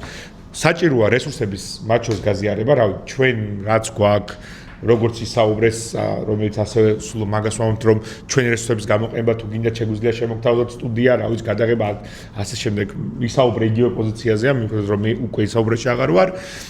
ჩვენ რაც შეგვეხება ქართულ რესპუბლიკაში ვინც ვართ, მზად ვართ, ჩვენ არ გაგვაჩნია ის გაუზიაროთ როგორც მატერიალური რესურსი, ასევე ინტელექტუალური რესურსი და რაც შეგვიძლია რომ, რა ვიცი, კამპანიას რაც შეეხება, ეს იქნება უბნებში სიარული თუ რეგიონებში სიარული თუ სადაც სიარული ხალხთან პირდაპირ ლაპარაკი, იქიდან რაღაც წამოღება და აი ამ შედეგი ამ პროცესზე მაგალითად მე ვთვლი რომ ერთობლივად გაცილებით უფრო მარტივად გამოვიდა, ერთობლივად რამდენიმე ჯგუფის კოორდინაციით მინიმუმ უფრო ეფექტური გამოვა, რა თქმა უნდა სოციალურ მედიაში და სოციალურ ქსელებში თუნდაც რა ვიცი rilsებს რო ვწერთ თუ ვიდეოს რო ვწერთ, ამას რაღაც სტრატეგია საერთო რო ქონდეს და საერთოდ მესეჯებზე დავარქად, იმიტომ რომ 5 კაცი კარგია, მაგრამ 20 უკეთესია, ვინც მით უმეტეს ახლა აქ უამრავი სპეციალისტი ხარ და ყველას ძალიან კარგი და რაღაც იდეებიც გაქვს და თქვენ ვსარდობ მაგალითად მე და მე ვწერ ვიდეოებს თქვენზე დაყრდნობით და ასე შემდეგ და აქედან გამომდინარე პირიქით მგონია რომ საერთო საინფორმაციო კამპანიის კუთხით იყო სტრატკომები და ასე შემდეგ მაქვს მაგაზე ჩემი აზრით რატო არ მოხდა და რატო ვერ მოხდება ასეთ ფორმატებში, ანუ იქსაც დემოკრატიული პროცესები არ მიმდინარეობს, სადაც არ არის სისტემა, რომელიც ავტომატურად დემოკრატიაზეა მიმული, ყველაფერი განწერულია, გამოვიარე ყველა მსგავსი სისტემა, ნახე სამოქალაქო წინააღმდეგობაში იქსაც თუ არ არსებობს პირდაპირ დემოკრატია და ვიღაც ჯგუფების ინტერესები ტარდება თუ ცდილობენ რომ გაატარონ, ასე შემდეგ ეგ წარმატებას ვერ მიაღწევს. ამიტომ ღია სისტემით, დემოკრატიული სისტემით თანამშრომლობა, რესურსების გაერთიანება, შეარინგი.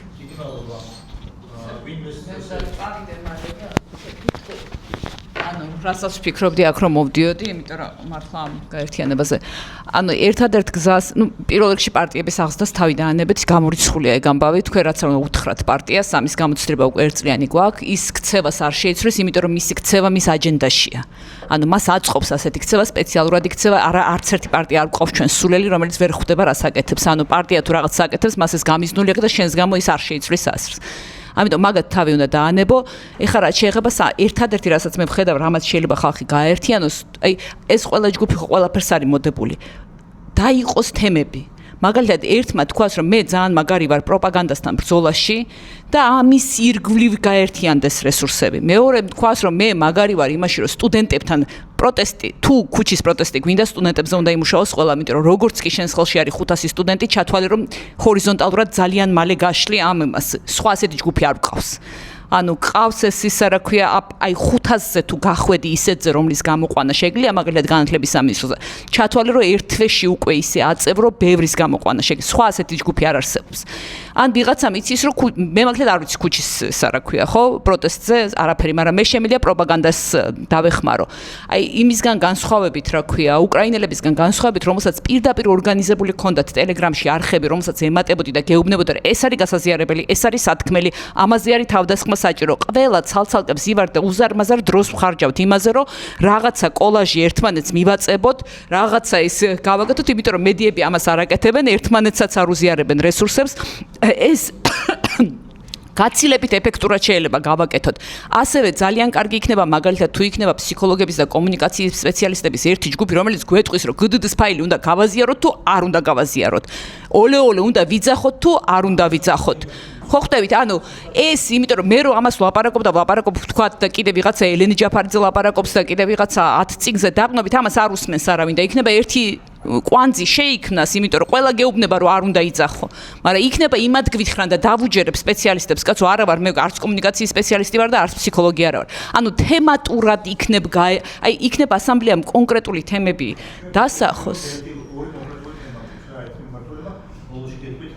ხო, ანუ არ ვიცი ან ვიღაცამ ანიმ ანტიკრიზისულმა და იმის ირგვლივ გაეთე. სხვას უბრალოდ ვერ ვხედავ სხვა გზას, ანუ ვიფიქროთ იმაზე, რომ ეხლა ჩვენ რას ვაკეთებთ, იცი, ჩინურ კედელს ვაშენებთ, ოღონდ ყველა თავთავის ეზოში დებს იმას, რა ქვია, ქვების გორას და ძალიან კარგად შეიძლება რომ ერთი იგივე ენერგია დახარჯო და ვერაფერი ვერ გააკეთო საერთოდ და შეიძლება იგივე ენერგია სხვანაირად. ოღონდ აი კიდევ ერთხელ გავიმეორებ იმას, რომ აუცილებლად ის ხალხი ისევ უნდა შემოვიყვანოს პროტესტში რაღაცა ფორმით და აი ამაზე უნდა ვიფიქროთ პირველ რიგში. ეს დაკარგული ხალხი, თუნდაც ჰეშტეგების გავრცელებით, თუნდაც რა ვიცი, ხა NBO vote მოვაგებინეთ იმ კაც ფაქტობრივად და საერთოდ რო არ ეკუთვნოდა ხო სადღაც იმას ადგილზე იყო და აი რაღაცნაირად აი ამ იმაში არ ვიცი Twitter-ის ჯგუფი იმის ჯგუფი ოღონდ კოორდინირებულად რო გაჩნდეს. მადლობა. ლასინს უნდა ანა რეალურად თავით 15 წუთში. ხო, მე აქციაში 15 წუთში მივიდა. ხო, აქცია არის დაპირებული ლასინს. ასე მე მაგ სხვა რაღაცა. გამოფა რესურსების გაყოფის პრობლემა რაც არის ასეთი რამ. ნუ რატომ არის საჭირო? იმიტომ არის ზუსტად საჭირო, რომ პრინციპში რაღაც რომ ხდება, ყველა ერთი და იგივე კედელს მიასკდება და ყველა რესურსი იმაში ჩაფრის და შემდეგ ხდება ასეთნაირად მთელი რესურსების ერთ მხარეს გადაკაჩვა, რაც პრინციპში ამ რეჟიმის მიზანიც არის თვითონ. და ჩვენ ამაში ყოველთვის ვეგებით. ეს ერთი, მაგრამ ამისი პრობლემა არის ეს, რომ თუ თქვა ჩვენ მივმართავად და იმ გეგმის გარეშე თუ სად მივდივართ, ჩავდებთ ამ რესურსებს, არის იმისი საფრთხე, რომ როდესაც შემდეგ ახალი ძალა ამ ყველაფერს ხელში ჩაიგდებს, ეს ყველაფერი იყოს მიმართული, ასე ვთქვათ, ახალი ძალის მოსაყვანად და ჩვენ გამოვა ესეთნაირად, რომ ჩვენ ჩავდეთ ამაში ჩვენი ენერგია, გაუმართეთ ყველაფერს ხელი და მოვაყალიბეთ ახალი ავტოკრატიული ძალა, ოკეი? ამიტომ წეღანი თქვა ცოტა შორის ერთ-ერთმა თქვენ ახსენეთ ესეთი რამ, რომ ახალი ძალა, ახალი ბელადია საჭირო, რომელიც რომ მოვა და რაღაცას დაიწყებს. პოლიტიკური სცენა საერთოდ თავისუფალია ახლა.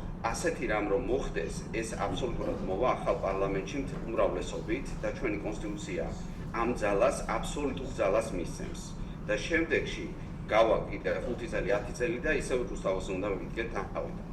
ამიტომ საჭირო ასეთი რამ თავიდან უნდა ჩამოვყალიბდეთ იმაზე, თუ სად გვინდა მივიდეთ, რა მდგომარეობა გვინდა რომ ჩამოვაყალიბოთ საქართველოში და აქედან გამომდინარე აი ამ დოკუმენტს და ამ შეთანხმებას, რომელსაც ზუსტად ის 98% გაითავისებს, რომ სად მივდივართ, ყველანი მოვაწერთ ხელს. თუ იქნება ვიღაცა პოლიტიკური აქტორი, მაგალითად თავისუფალმა მოედანმა გამოაქვეყნა თავის დოკუმენტი 10 პუნქტიანი და ამაში მესამე პუნქტი სწორედ აი ამას ეხმიანება. ეს ყველაფერი უნდა გაკეთებულიყო წელიწად ნახევრის წინ. ანუ ჩვენ გვაქვს ახლა ამაზე სერიოზული ჩამორჩენა. თუ ახლა დავიწყებთ ამაზე მუშაობას, სავარაუდოდ შეიძლება მზად ვიყოთ ამისთვის, იმ დროისთვის თუ რუსეთი დასუსტება და აი უკრაინა-რუსეთის ომის გამოსავალიდან გამომდინარე, ჩვენ უნდა ვიყოთ ამ დროისთვის მზად. ეხლა რომ მოხდეს ესეთი რამე და ბიზნესს რომ წავიდეს დღეს, იქნება სრული ქაოსი. ამიტომ საჭიროა აი ამ შეთანხმებაზე მივიდეთ და ეს ბელადების თემა და რესურსების გაერთიანებაც აქედან გამომდინარე დაალაგდება. მადლობა ვასილ. ვის შემდეგი ვიდა ძალიან ცოტა დრო. ჩვენ პრინციპში ახსენა ბერმა, რას ვაპირებთ, კი გამოაქვეყნეთ, მაგრამ როგორ მივედით მაქამდე, ეგრე ვაგიხსნათ. და შეიძლება მნიშვნელოვანი იყოს ზუსტად ამ კითხვაზე პასუხის გასცემად. ჩვენ დავიწყეთ მსჯელობა ცვლილების თეორიით. ანუ რა რისი გჯერა რომ უნდა მოხდეს იმისთვის რომ რეჟიმი შეიცვალოს, ხო? ეს არის პირველი განსასაზღვრი. სადაც ჩვენ ჩამოყალიბდით რამდენიმე პუნქტზე, ერთი არის ის რომ საზოგადოებამ უნდა დაიჯეროს რომ მშვიდობიანი ცვლილება შესაძლებელია და ამაზე მუშაობა არის მნიშვნელოვანი და მაგალითად საინფორმაციო კამპანია თუ იქნება არა მხოლოდ რა ტექნიკურ საკითხებზე უნდა იყოს, არამედ ამ საკითხზეც უნდა იყოს საუბარი, რომ საზოგადოების რაღაც ნაწილს შეუძლებლად მიაჩნია საერთოდ. მიუხედავად იმისა, რომ არ მოწონს ქართული ოცნება, შეუძლებლად მიაჩნია, რომ მშვიდობიანად შეიცვალოს. მეორე არის ის, რომ საერთაშორისო რაღაცა უნდა არსებობდეს, ანუ წარმოდგენა იმის შესახებ, რომ საქართველოს შესაძლებელი არის დემოკრატია და შესაბამისი მხარდაჭერა მე დემოკრატიული ძალების და შეზღუდვა არადემოკრატიული ძალების. მესამე არის საყრდენებზე არის საჭირო მუშაობა და საყრდენი არის სამი ძირითადი რაც არის პროპაგანდა, ანუ სიცრუე, ძალა, ანუ ეს რაღაც რეპრესიული აპარატი და მოსყიდვა, რაც არის ფული, ხო? ანუ ამ სიცრუეზე, ფულზე და ამ საყრდენების შერყევაზე არის მნიშვნელოვანი მუშაობა და მეოთხე არის ალტერნატივის ჩვენება, ხო? პრინციპში ყველაფერი ითქვა აქ. რომ ეს ალტერნატივა არის, ერთ-ერთი ყველაზე მნიშვნელოვანი რაღაც, მაგრამ აქ ასევე ითქვა ის, რაზეც ჩვენც მუშაობდით და ასევე მნიშვნელოვანია ხედვა საზოგადოებას აჩვენო როგორი საქართველოსთვის იბრძვი. და ჩვენ თუ დავაკვირდებით იმას, რას აკეთებს ოცნება, ამას აკეთებს მუდმივად, რომ შენ გეუბნება, რომ მე მინდა ისეთ საქართველოს სადაც რაღაცა არ ვიცი, ჩვენი იდენტობა არის დაცული, რაღაცა ქართველია, კაცია, ქალია და ასე შემდეგ და მერე კომუნიკაციის დროს ყველა ყველა გამოსვლის დროს გიყვება ამბავს, რომელიც არის ლოგიკური და ამ ამბის გამეორება ხდება მუდმივად, იმისთვის რომ საზოგადოებისთვის იყოს ის, ხო? ეს ამბავი არის ესეთი რა, ყველაფერი კარგად მიდიოდა, ყველაფერს კარგად ვაკეთებდით, მიდიოდა დემოკრატიისკენ, მე დაგსაჯეს, იმიტომ რომ ომში არ ჩავერთეთ, ხო? აი ძალიან რაღაც მარტივი ამბავია და ვიღაცებისთვის ეს რეზონირებს, რა. ხო, აბა ანუ აზერბაიჯანს თუ არ ჭიან, ჩვენ რატო გჭიან? გასაგებია, ომში არ ჩავერთეთ და ალბათ იმიტომ. ხო და ეს ცალკე კომუნიკაციის ნაწილი კიდე ცალკე ამბავია, მაგრამ იმას უნდა უკავშირდებოდეს და ეს თანამშრომლობა, ხო, ანუ იმ ჩვენ გეგმაში არის სხვადასხვა ტიპის მექანიზმები, პირდაპირ თანამშრომლობა გულისხმობს, რომ ჩვენ რაღაც ვაკეთებთ, გვერდებით ან არ გვერდებით, თქვენ რაღაც ვაკეთებთ, ჩვენ გვერდებით, ხო? მეორე არის, როცა არის მაგალითად საერთაშორისო საკითხებში კოორდინაციის საკითხი, რომ რაღაც ჯგუფი იქნება, რომელიც თავის წარმომადგენლებად თვლის ყველა იმ ელჩობას, ასე ვთქვათ, და ის ელჩობა მიდის კოორდინირებული რაღაცა მესიჯით თუ ჩარჩოთი, იმიტომ რომ დღეს არის სიტუაცია, როცა ბევრი სხვადასხვა ჯგუფი მიდის საერთაშორისო პარტნიორებთან სულ სხვადასხვა მესიჯები, ზოგი ეუბნება, რომ შესაძლებელია ოცნება მოვაბრუნოთ, ზოგი ამბობს, რომ ოცნება უნდა მოიშოროთ, ზოგი ამბობს, რომ რა ვიცი, აი არ ვიცი, აი ყველა ჩასარეცხია და მოდი სხვა რამეზე ვიმუშაოთ რა. ხო და ესე რა თქმა უნდა, ისინიც სამომე რომ ვერ გავიგეთ, საერთოდ თქვენ ვიხართ. ანუ ვისთან უნდა ვითანამშრომლოთ, ვერ გავიგეთ, ყველას აქვს 10% არ ნაკლები და ერთად რაღაცა რას წარმოადგენთ, ან ვერ გავიგეთ. და შესაბამისად ეს ალტერნატივაც ვერ იქნება. და ცალკე კიდე თანამშრომლობის ცალკე ფორმატი რაც ამ გეგმაში გვაქვს არის ის, რომ იქაურების კონფერენცია უნდა არსებობდეს კიდე, რომელიც მუდმივად მუშაობს ამ საკითხზე და აქაურებში კიდე რაღაც ტრილობის საკითხია, როგორ უნდა მოიწვიოს საზოგადოების წევრები. არა მხოლოდ ისეთი ხალხი, ვინც არჩეულია დემოკრატიულად, არამედ ვისაც სიმბოლური ძალაუფლებაც აქვს. მიუხედავად იმისა, არჩეულია თუ არ არის არჩეული, იმიტომ რომ მაგალითად გიადვალს რომ მოიწვევ, თუ ეტყვი რომ 1000 კაცი მოიყვანე, ვინც ხარს გიჭერს, სხვა ტიპის პროცესთან გექნება საქმე და მას უკვე აქვს სიმბოლური ძალაუფლება. შენ თუ არ გინდა თუ არა ხა ელექტორალური ძალაუფლება მაჩვენე ჯერ იმისთვის რომ შენ საზოგადოებასთან პრობლემა ის არის რომ არ უნდა ადამიანს თავის დრო დახარჯოს ამაში რა. მას უკვე მოპოვებული აქვს რეპუტაცია და შენევნები რომ არა მე არ მაწყობს ეგეთი რეპუტაცია, სხვა რეპუტაცია გადათარგმნა, ჯერ ეს შენი რეპუტაცია, სხვა რეპუტაციაში და მე ვილაპარაკოთ. და კი ბატონო, მიდი. შეიძლება. ასე იგი. რაზე არ ვიტყვი არაფერს. იმიტომ რომ რაც არ უნდა იყოს გასაკეთებელი, ხო? ვიხლართებით მაინც მეთოდში რა. რაც ითქვა კიდევაც გადაწყვეტილების მიღების მეთოდში, შეთანხმების მიღწევის მეთოდში და ასე შემდეგ. ანუ ელემენტარულად კონსტიტუცია არ გვაქვს, შიდა კონსტიტუცია არ გვაქვს. ვისთან ვერთიანდებით რის ირგვლივ მაგალითად ხო? ანუ რა პრინციპით ვეუბნებით ვიღაცას გაერთიანებაში welcome და ვიღაცას გაერთიანებაზე არას. ეს არა გვაქვს. არაფერი. ეხა როგორ? პასუხი კითხვაზე როგორ არის შემდეგი. თუ საუბარია იმაზე, რომ კრიზისულ სიტუაციაში გვჭირდება რაღაც ტიპის ერთპიროვნული, თუნდაც დელეგირებული ჩვენგან ერთპიროვნული მმართველობა, ну, გილოცავთ სტალინმა, გამსახურდიამ, სააკაშვილმა, შევარდნაძემ და ბიძინამ გაიმარჯვეს ერთად, იმიტომ რომ აქ შეკრებილები ვართ, იმიტომ რომ არ მოგწონს ვოჟდიზმი და ბელადომანია დიქტატურა და თანამედროვე დროს ბევრი ჩვენგანი ამბობს, რომ საჭიროა ვიღაცა ვინც იტყვის, რა უნდა ვაკეთოთ ყველამ ერთად. რაღაც დოზით. ეს ცოტა ირონია იყო, მაგრამ აქ ნიუანსი ეხა ერთი განსხვავება. აქ ნიუანსი ის რომ დაუშვათ იქ სხვა ძალებიც მუშაობს, მაგრამ მაინც ახან ამაზე ვართ, ოკეი, შეგვიძლია ესეთი რაღაცა. თუ არსებობს ჯგუფები, არაპოლიტიკური, პოლიტიკური პარტიები ჩასარეცხია ყველა და შევთანხმდით იმაზე, რომ ოპოზიციაც, ხელისუფლებაც, ყველა აღარავინ არ გვინდა და ჩვენ საზოგადოება ვცდილობთ რაღაცა ვქნათ, ხო? აქ იყო რომ ვასწავლოთ როგორ მოიქცენ და ვაიძულოთ, დავაძალოთ, სწორია ეგა. აქ იყო რომ მათი ხელახლა აღზრდა შეუძლებელი, ამიტომ დავანებოთ იმათ თავი. ოკეი. და აქ შემდეგ იყო საუბარი იმაზე, რომ ვის როგორი წარმომადგენლობა აქვს, რა, ვიღაცას ფული აქვს, ვიღაცას, ხო, რაც ითქვა, რომ ვის როგორი წილი ეხება წარმომადგენლობაში. და შესაბამისად გამოსავალი არის ესეთი. ყველას ყავს გარკვეული დაუშვათ ვიღაცას მცირერიცხოვანი, ვიღაცას მრავალრიცხოვანი ჯგუფი და ყველას გვაქვს დაუშვათ იმის გარეთ რაღაცა მხარდამჭერების მობილიზაციის საშუალება. უნდა შემუშავდეს ელექტრონული ან არაელექტრონული პლატფორმა, რომელზეც ესე იგი მხარდამჭერები უყრიან კენჭს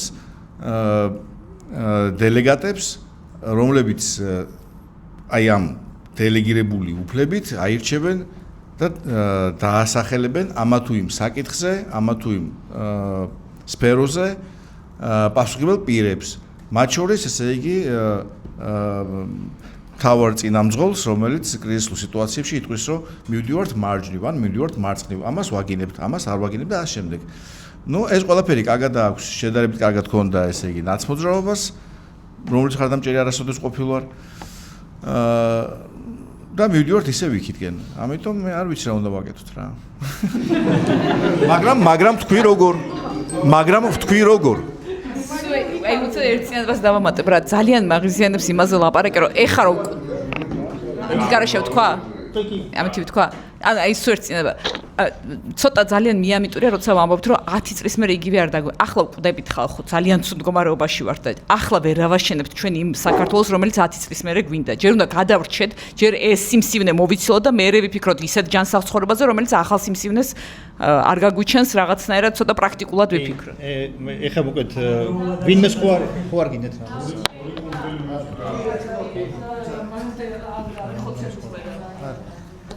ან ჩემი აზრით პირველ კითხვასაც მინდა რომ რაღაცა შევეხო, მე შეიძლება ვცდები, მაგრამ მე ძალიან დიდ როლს ხედავ აქ რუსეთისასაც და ვამსგავსებოს და ერთ წელს სამწუხაროდ და ამას ანუ რაღაც გარკვეული ლოგიკური იმებით ზე ვაფუძნებ რა, ანუ რაღაც შეგრძნების დონეზე არ მაქვს ხოლოდ და ბევრი რაღაც მიუთითებს ამაზე და თუ თქვათ იქედან გამომდინარე ვიტყვით რომ ფსონი ოცნებამ დადო რუსეთის გამარჯვებაზე და ეგონა რომ გაიმარჯვებ და თუ ესე მოხდებოდა რუსეთის გამარჯვების შემთხვევაში მისთვის სულ ერთ იქნებოდა ოცნება იქნებოდა თუ რამე სხვა პარტია და ასე შემდეგ, მაგრამ რუსეთი რაც უფრო მეტად ხედავს რომ ის სუსტდება და კარგავს ხარდაჭერებს და მათ შორის სომხეთის სახი და ასე შემდეგ, მით უფრო მეტად ჩაებღაუჭება ოცნებას და მით უფრო მეტად გაძლიერდება და ოცნებას აქეთა მხრიდან მოუნდება რომ ძალაუფლება შეინარჩუნოს და რუსეთი იქედან მაქსიმალურად ეცდება რომ ოცნება შეინარჩუნოს და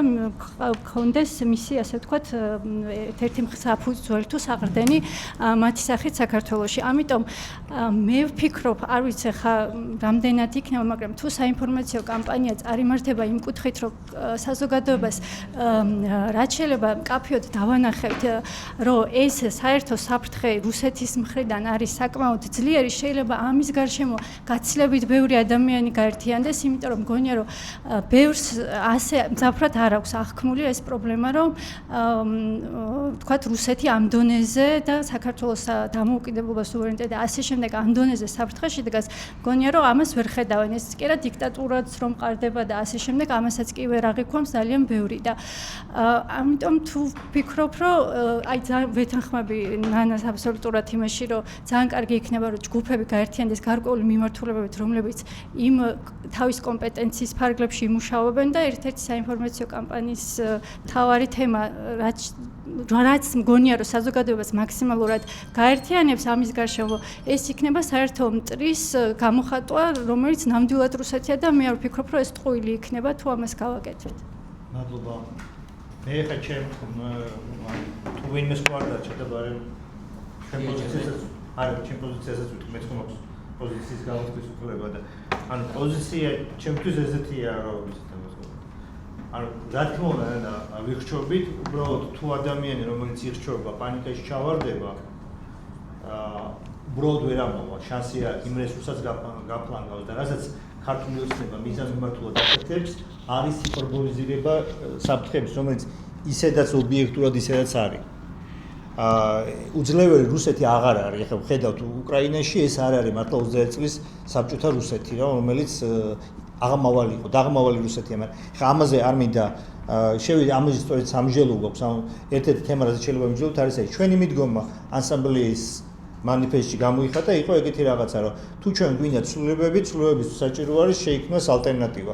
საკმარისი არ არის, არ იყოფა ის, ანუ არ უნდა ვიყოთ მარტო ფოკუსირებული ქუჩის აქციებზე, ეს არ იყოფა ცვლილებებს და არ იყოფა ის, რომ ეს ცუდი, ანუ უნდა შევქმნათ ალტერნატივა, ანუ დეკემბერ-ნოემბერ-დეკემბერმა აჩვენა, რასაც ყვებოდით, რომ უამრავი მომხრე ყავდა, მათ შორის ყურადღების მიქცევაც მოხდა და კეთილგანწყობის მოპოვება, მათ შორის იმათ შორისაც, რომლებიც შეიძლება სულაც არ იყვნენ პოლიტიკურად ცვლილებების მომხრეები. და მე კარგავთ, იმიტომ რომ ალტერნატივა არ შეიქმნა. რასაც ჩვენ ვცდილობთ ასევე სტრატეგიაში რაც იდო და რასაც ვცდილობთ, არის აი ამ სტრატეგიული ხედვის შემუშავება, ერთი იყო ეს თქვათ არჩევნებთან დაკავშირებით, ვითხოვთ არჩევნები ჩაინიშნოსო და როგორი უნდა იყოს ეს არჩევნები, რა პირობები უნდა აკმაყოფილებდეს საარჩევნო ის მინიმალური პირობები, რა უნდა იყოს საარჩევნო კანონმდებლობის, რომ არჩევნებზე გასვლა ღირდეს. ამაზე რაც შეგვეძლო ჩვენი ის ვქენით. საოცარი იყო, რომ არც სადამკვირვებლო ჯგუფები და არც პარტიები მაინც ერთ-ერთი იყო თავისუფლების მოედანი, სადაც შეხვდა და ერთი ადამიანი იყო ნაციონალურ მოძრაობაში, რომელიც სუჩხუბობით ხომ, მაგრამ ესწრებოდა ეს კაცი რა. ბოლომდე ოღონდ პერსონალურად იყო პარტიასაც არ აინტერესებდა მოკლედ მისი პოზიცია. ამაზეც კი არის ინტერესი, ერთ წუთს დავიმატებ, ერთ წუთს როგორც ყოველს. და მოკლედ ეხლა რაც არის მუშაობთ, იგივე ვასილთან ერთად ეს არის თქვათ სტრატეგიებზე, ანუ თუ რასაც სიყვარულობს, თუ ჩვენ არ შევთავაზებთ მომავალს, რომელიც ცხოვრება ადამიანებს მოუნდებათ ის, რომ ეხლა არიან მძიმე მდგომარეობაში, სავარაუდოდ საკმარისი არა და მოკლედ თუ მარტივად რო ისქნათ, გთავაზობთ, რომ ვისაც საინტერესოა ამ რაღაცებზე ვიმსჯელოთ, იმიტომ რომ მაგალითად იგივე მე მგონია, მე და ნანას ქონდა Facebook-ზეც დისკუსია, მე მგონია, რომ ჩვენ ეხლა სათქმელი არ აქვს. ანუ ის რომ კორუფცია ეს არ არის სათქმელი. ანუ ის კი არ არის ცუდად კომუნიცირებთ. უბრალოდ მე მგონია, რომ ჯერ სათქმელი არ აქვს. და მე მგონია, რომ ჩვენ ახლა მოქმედებთ იმ პარადიგმაში, სადაც წარმატებული იქნება, იმიტომ რომ იდენტობის ის განცდა, რომელიც დღეს დომინირებს მათ შორის პროდასწავლულ საზოგადოებაშიც, ძალიან გავს ქართული ოცნების პარადიგმას რა, ვეძებთ გადარჩენას. თუ არ გიქნება ამორჩა აღარა. ამიტომ ბოლოს გთავაზობთ, რომ შევაჯამოთ, თუ იქნება ინტერესი, რა გავაგრძელოთ სამუშაო ჯგუფში, სად შეიძლება ყველა მოვიდეს პატარა პრეზენტაცია, დაწუთიანი პრეზენტაცია, რას აკეთებს და სად შეიძლება დახმარება, შეიძლება არ ჭირდებოდეს ასად არავის დახმარება, რა მარტო აკეთებს. და ანუ მე რომ ნახოთ უბრალოდ თანაკვეთები გვაქვს თუ არა გვაქვს რა და ბოლო გვეცოდინება იმიტომ რომ ეხლა რაღაც გამოერთიანებელი მით უფრო ჩვენ შორის და არც არ ამჯერა იმის რომ გამოერთიანებელი რაღაცა მექანიზმი შეიქმნას დავიწყოთ იმით ასდანაოდ რომ 10 კაციანებით ხო აი დავიწყოთ რომ მე და ვთქვათ რა ვიცი დურო აღმოჩნდა რომ სადღაც თანაკვეთა გვაქვს და აი თანამშრომლობ სადღაც საერთო ნარატივის შემუშავება. არა, საერთო ნარატივისაც არა. რა, უბრალოდ აი სადაც თანაკვეთა ამ აპლიკაციას არ გამოვიყენებ, იცის მშვენივრად რაღაცას და რაღაცას შეიძლება გქონდეს. ანუ ამას გთავაზობთ, არ ვიცი, რამდენად რაციონალურია ეს. შეიძლება ვფიქრობ. ჩვენ შეხვედრის დაგებაზე რა, მაშინ ლაპარაკობთ ის რომ არ გავაკეთოთ შეხვედრები რეგულარულად. და სამშაბათი თუ ფიზიკრო რა საგერელი აკაპოლოფერს შეგვიძლია რომ რეგულარულად დროზეც შევაფრთხილოთ. მინიმუმ ჩვენ ესე ვთანხმდები და თქვენსაც თქვენს ხო ოღონდ პრაქტიკულ სახეს თუ მიიღებს ეგ გამოვი დიდი სიამოვნებით. ეხლა დღეს რაც გვინდოდა იყო რომ აი ეს იდეა გაგვეზიარებინა რა რომ თქვა ორ კვირაში ერთხელ რაღაცა შეხვედრა დაგვეთქვა თუ არის სული ან უბრალოდ ყველას ღიად მოუწოდეთ ანუ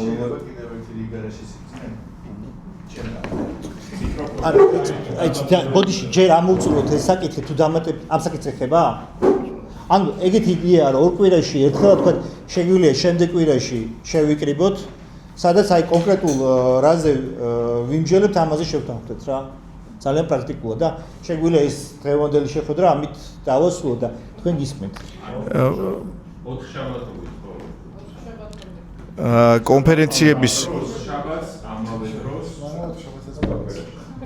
ორ კვირაში და ამ ორი კვირის ანუ მოდით ერთი კვირაში 4 შაბათს შემდეგ 4 შაბათს შევიკრიბოთ. შენ გააკეთებ თქვა ყველასთან რაღაცა თავისი პრეზენტაცია რაღაცა ეგ მანამდე შეიძლება ამ ორი კვირის განმავლობაში ინდივიდუალურადაც ჯგუფურადაც ვისრობ ერთმანეთს გაუძლიეროთ და შემდეგი ნახოთ თქვა ორ კვირაში 4 შაბათს ამავე დროს 4 წლის ნახევარს ერთ ფურცელს და საკონტაქტოები რო ჩამოწერო. აქ მე უბრალოდ რა მინდა ვთქვა. დამოუკიდებლად იმისგან მე მივიღებ მონაწილეობას თუ არ მივიღებ, უბრალოდ პოლიტიკური კონფერენციების, სადაც არის მრავლობითი სხვადასხვანაირი საკითხი და ამ მრავლობით საკითხებზე განსხვავებული ინტერეს ჯგუფები და განსხვავებული მოსაზრებები, ეს საკითხები წყდება ხშირ შემთხვევაში შემდეგნაირად. ორგანიზატორი ადგენს დღის წესრიგს, იწყებს რაღაც საკითხს, თუ ამ საკითხზე არსებობს დამსა საზოგადოებაში სხვადასხვა მოსაზრებები, აი ისინი, ვინც დაინტერესებული არიან, გადიან სუბკონფერენციაში, ეგ შეიძლება ზუმიც იყოს დამატებით ოთახში, გადიან სუბკონფერენციაში, სადაც კონკრეტულად იმ საკითხს, რომელზეც მათ შორის გაჩნდა წინამორბედობა, უძღვნიან თავის თავს და დანარჩენები არ არიან ვალდებული ამაში მონაწილეობა მიიღონ, უბრალოდ ესენი შემდგომ შემოდიან უკვე ვერდიქტით, რომელსაც თლიანი კონფერენცია უყრის კენს და დაუჭერს ხარს ან არ დაუჭერს ხარს. და ეს არის ხანგრძლივი რუტინული სამუშაო, უბრალოდ ყოველი საკითხი, რომელშიც მე და ვიღაცა ერთმანეთს არ ვეთანხმებით, რომ არა, ესე კი არ არის, არამედ ისეა, იქ ვინც ამაში დაინტერესებულია, რომ ეს საკითხი გადაწყვეტოს, გავდივართ ცალკე, სხვებს არ უშლით ხელს და ვწყვეტთ ამ საკითხს. ეს არის ხანგრძლივი და რუტინული და ერთგვარად იქსელება, ეხლა წარმოსადგენადაც არ არის თლათ ადვილი, მაგრამ იქსელება, მაგრამ ორგანიზატორების ამოცანა არის და შესაძლოა ყველას ფორუმის ამოცანა შეიძლება იყოს დღის წესრიგის შევსება, რას წყვეტ მორიგ შეკრებაზე და რამდენი ხანია თმობა ამის გადაწყვეტას. ეს თუ ინტერესი არსებობს, მე შეიძლება ამაზე მოვიფიქრო პრეზენტაცია გავაკეთო ამაზე, რომ უფრო ნათლად დაისახოს როგორ წმინდად პროცედურულად როგორ ხდება მუშაობა რომ რაღაცად გამოიკეთოს ვინ რაში არის ეფექტია და ვინ რაში არის ინტერესიანი. პრინციპში შევთანხმდით რომ ანუ შემდეგისთვის ყველა თავის რაშიც აკეთებს და რაშიც თანამშრომლობა ჭირდება ამას გზავნის, ანუ ეხლა მეილებს თხოვთ რომ ყველამ შეასრულოთ, გავაზიაროთ, ფოლდერს გავაკეთოთ, გავაზიაროთ. რეგისტრაციის ისთვის იყო. აქ შეიძლება ისე იყოს, ან მე მაგალითად ისე იყო. და შევთანხმდებით შეხვედრა. დიდი მადლობა ყველას. მე მგონი უკვე რაღაც პროგრესია დროში მაინც ვეტევით. შეხვედრისთვის არ ყოფილიყო და შემდეგნაფილი გადაწყვეტა. ხო, რა ვიცი. თორე რაღაცა იმ აკადემიური მაშინ რამდენ 2-3 შეხვედრა მოხდა და ისე 3-3 ილიაუნიში ჩატარებულა მაგ საკითხზე, შეკრება ისე რომ არც იყოს ფაქტობრივ გავიგეთ 5 თვის მერე და რაღაცა იქაც რაღაც ერთი საკოორდინაციო ცენტრებით რო იყოს, რომ მინიმუმ პროტესტებს დაუთხილე შეხვდა იცი რომ იმას რაღაცა ხდება. შეგვიძლია მოძებნო.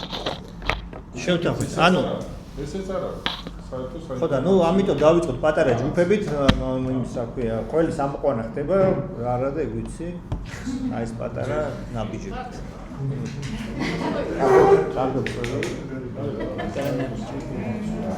მადლობა ყველას.